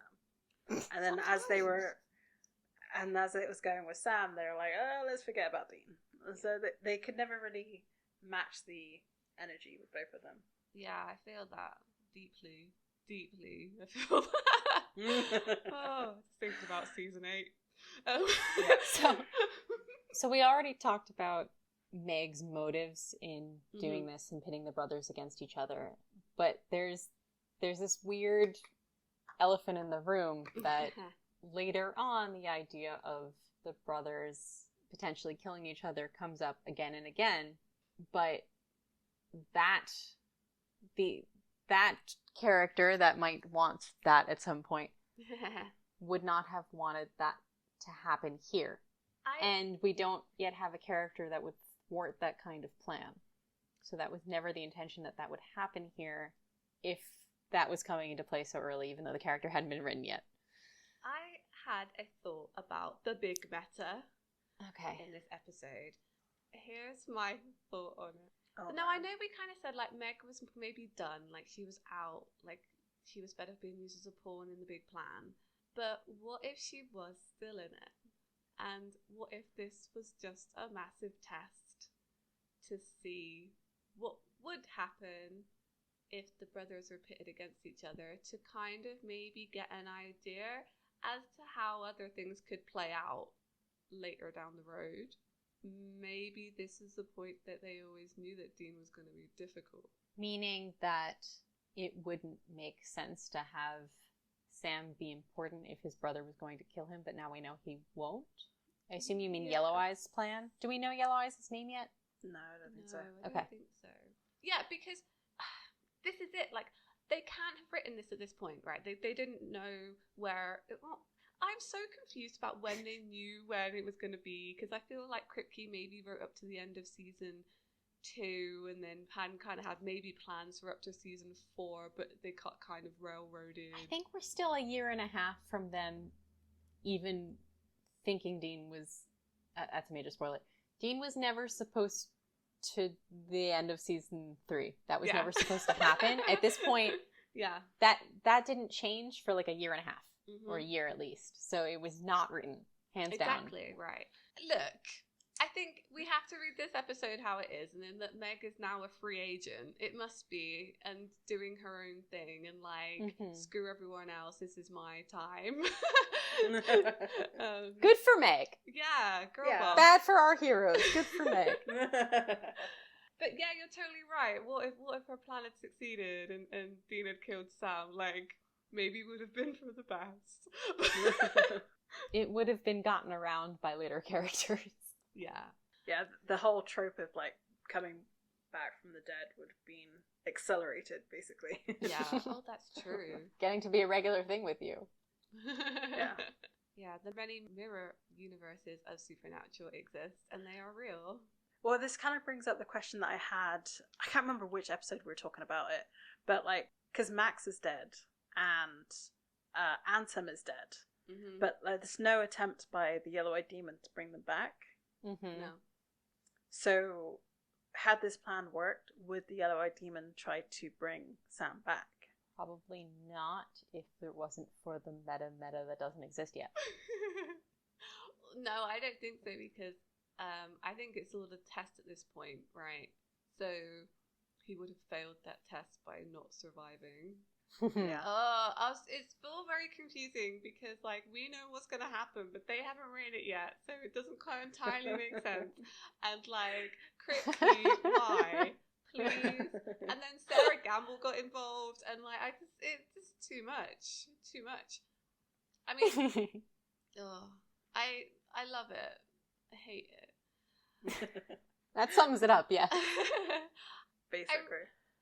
My one thought on this episode is, like, I said it right at the beginning here, and I'm going to say it again at the end, is how this episode is devastating for Sam, because not only is, like, yeah, he killed a guy, but also this comes directly on the heels of Houses of the Holy. So at that point, he was like, I've been chosen by an angel to carry out this divine retribution. I'm going to do something good. Before, it's just been about Yellow Eyes and that he's destined to do something bad. And then immediately after they find out that angels aren't real and it was just a ghost, he gets possessed by a demon and goes and does something terrible. So good luck, Sam's psyche. And finds out that no matter how bad it gets, Dean's not going to stop him, and he can't count on that. Yeah. So his way out of that bad situation that he thought he could maybe count on is not there either. Because he doesn't believe that Dean can save him from his destiny. Sam's very big on the destiny shtick. I feel this season's really, like, ramping up that tension in Sam between good and evil. And I think that's maybe why they chose the episodes to be in this order. It makes sense, I feel, to see that kind of difference between angels, demons, and can we still just take a moment to appreciate Sarah Gamble? Like, I have so many questions for her. If anyone was to do a panel from the writing team, I think at this point in my life, I'd like it to be Sarah Gamble.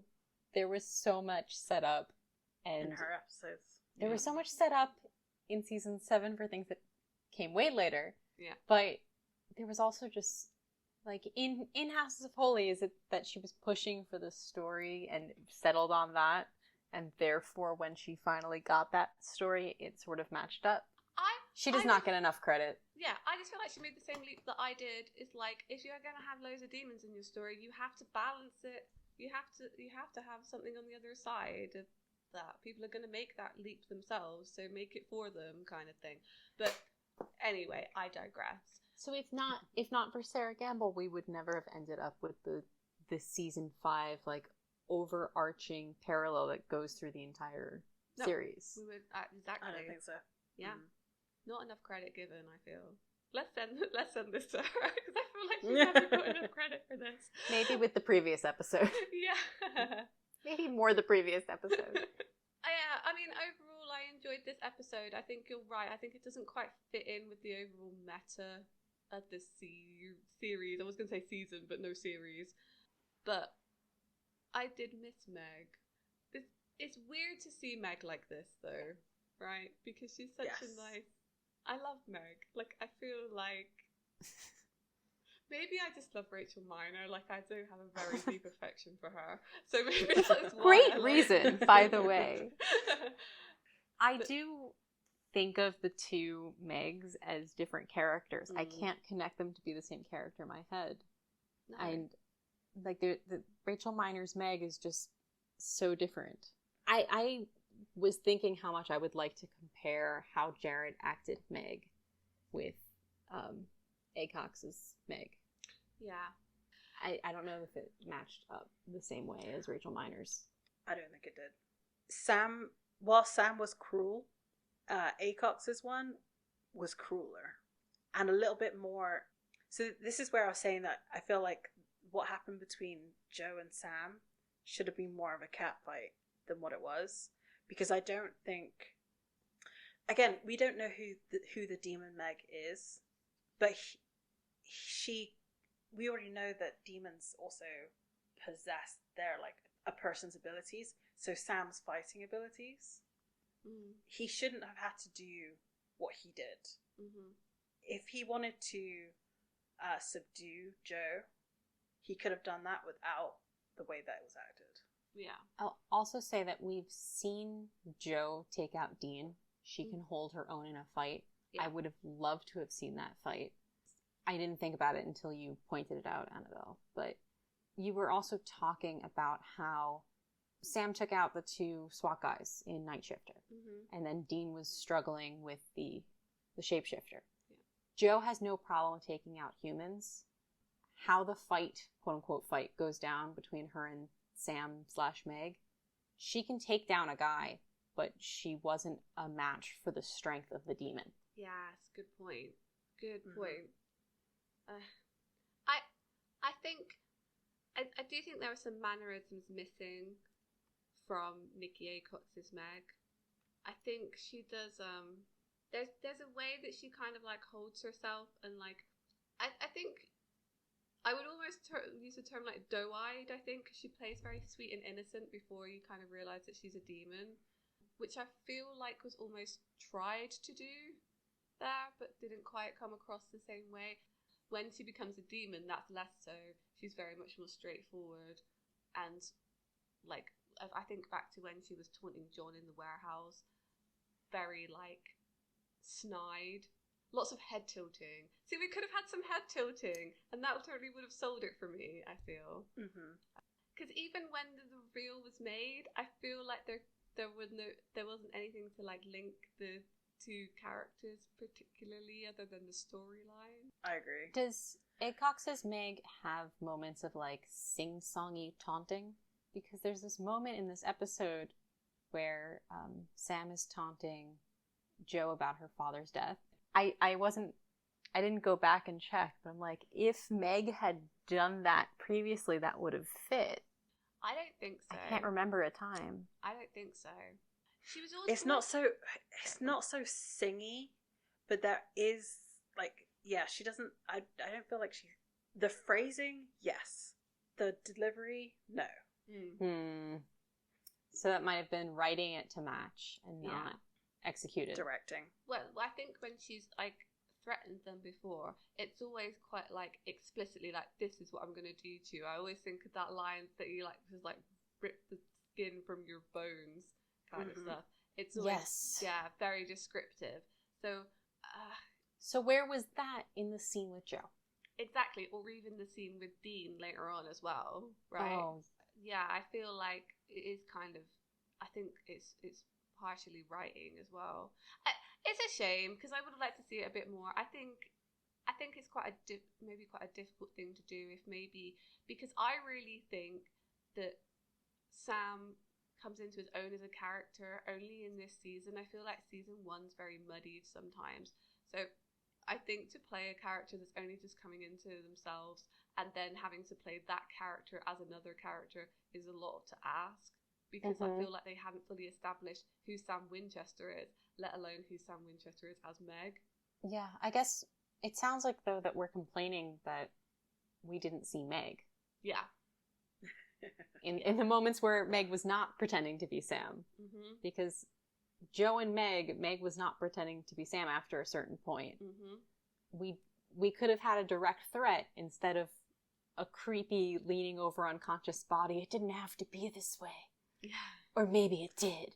I don't know what that line was. I don't know if it's supposed to be, about what Meg wanted, but I don't think what Meg wanted was fun with Joe. No. And that's how that came off. Yeah, that line didn't need to be there at all. It didn't make sense to say. The only thing I can think of is that it was mirroring earlier when he knocked out Dean, which is a weird comparison to make, because it was like, to say like, So, okay, You're gonna regret so- this. yeah, and then like maybe Sorry, you are caramba. whatever, like that line. So maybe that line was supposed to be like, it didn't have to be this way if Dean had shot me. Maybe again, it doesn't read that. We're having to analyze, But it doesn't. Yeah, no, it No, you're doesn't come right. across that way. Yeah, That would be a good way to do it that way, but it just comes across as there's a woman here, so we have to make it sexualized violence. yeah, exactly. I agree. But when do we see Meg again? I'm looking forward to seeing Meg again. So I just want to point out the writer on this, Catherine Humphreys. Mm-hmm. She wrote The Usual Suspects, and that was a really good episode. Yeah, I love that episode. She also wrote Dream a Little Dream of Me, which is still coming, and bedtime stories, and a very Sam-centric episode in season 4, and the siren. Oh. How much was Crippy involved with this episode? It would be interesting to find out because it's not in the tone of Catherine Humphreys' other episodes. Yeah, you're right, I feel. But again, because it was so plotty, I wonder how much you have to write around the plot that is given to you. I don't know how writers work like this. But it's interesting to think about. Mm-hmm. Cool. Do we have any other final thoughts on this episode? I have two things I missed. They're looking at the tape, and there's a whole point that there's no eye flare or distortion in the tape. Mm-hmm. And Sam's making that point to Dean as part of like egging the whole thing on. Okay. But later on, we definitely notice when demons change their eyes on tape. Mm-hmm. So either this character knew not to change their eyes, or demons can always control it. Did demons' eyes change when they're in pain and when they want to, I guess? Yeah, strong emotion and by will, I feel. Yeah, I feel when like we need a it's good also... reveal to an audience. Yeah. I keep getting this picture in my head of Nikki Acox's Meg tilting the head and the eyes go black. Yeah. Where was that? I know! So, the only time that I feel like there was a little bit of Acox's Meg is when Sam looks up at the ceiling in Bobby's place. Yeah. That you can cut, like, maybe it's because of the framing, maybe because it's the hair. I don't. That's great. But like, I remember from last time. Look, a demon finally learned to look up. It happened. But didn't check under any rugs. No, disappointing. Yeah. Also, why does Bobby not have a devil's trap in the, like... In the foyer of all time, at all times, every hunter's house from now on. Yep.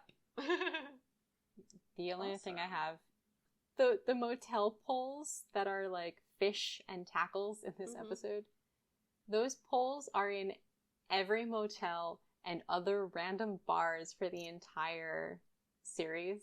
Yes. And it reminds me of this running joke on The West Wing, where they have a fishbowl that sits on a main character's desk. And every episode where you see the fishbowl, the items in the fishbowl have changed to match the plot, and it's just a running Easter egg. That's so nice. And you could have had jokes like that in Supernatural because there's so many motels and bars. Yes. That's so But true. they definitely could have. 70s like afro lady, like she's like sat on the floor and she has like a huge afro. It's like silhouette, it's not an actual person, but I don't know why that one just sticks in my brain. I love it. I think we all have ones that accidentally stuck in there. Like there's one where it's just bowling pins. But for me, they're at a bar at some point and it's flamingos. But that'll come up later. I think you mentioned that in our last episode, actually. I think I need to stop talking about flamingos so often, or you won't invite me back. No, it's fine. We're all for it. We're all for it. But I just so enjoyed coming back to speak to you. Thank you for having me. It's so much fun. We loved having you on the podcast again. just a reminder to our listeners that you can follow Charlie on their Tumblr at Dean Was Always Bi, because, I mean, go there for some SPN meta, as it's really good stuff, really good. The gifts, particularly. I enjoy. There is one from this episode we'll have to put up. I changed Justin as a triple threat to Jensen as a triple threat because I had to. Usually I don't change the gifts, but yes. I will be posting that as well. So the only other people we have to thank this episode is, of course, our lovely artist, the Pixel Agora on Tumblr, who designed our logos and headers. You can pop over to Redbubble and buy that logo on a tote bag. That's the next thing I'm ordering because it's super cool. I'm going to take it to conventions with me, so if you see me out and about, say hi. We're on all of the social medias. If you're listening to this on Spotify, make sure you follow us and subscribe. If you're listening on YouTube, give us a like on there so we know that you're enjoying it, and also subscribe on there. Yeah, come say hi to us on Tumblr or Instagram, even Facebook. We're Escaping Purgatory Podcast on everything. Give us a search. We'll be there. Come talk to us. We're nice. For the most part. They are very nice, to be fair. Okay, so we've circled round and we've met another friend down here in Purgatory. We appreciate your help, but we are all still stuck. At least Hopefully we're carrying next tote week. bags. At least, yes, exactly. Tote bags, you know, pick up some We needed flowers. something to carry our weapons through Purgatory. Yeah. Exactly. Maybe we'll get like a fanny pack next time. We'll see you guys next week. Bye. Bye.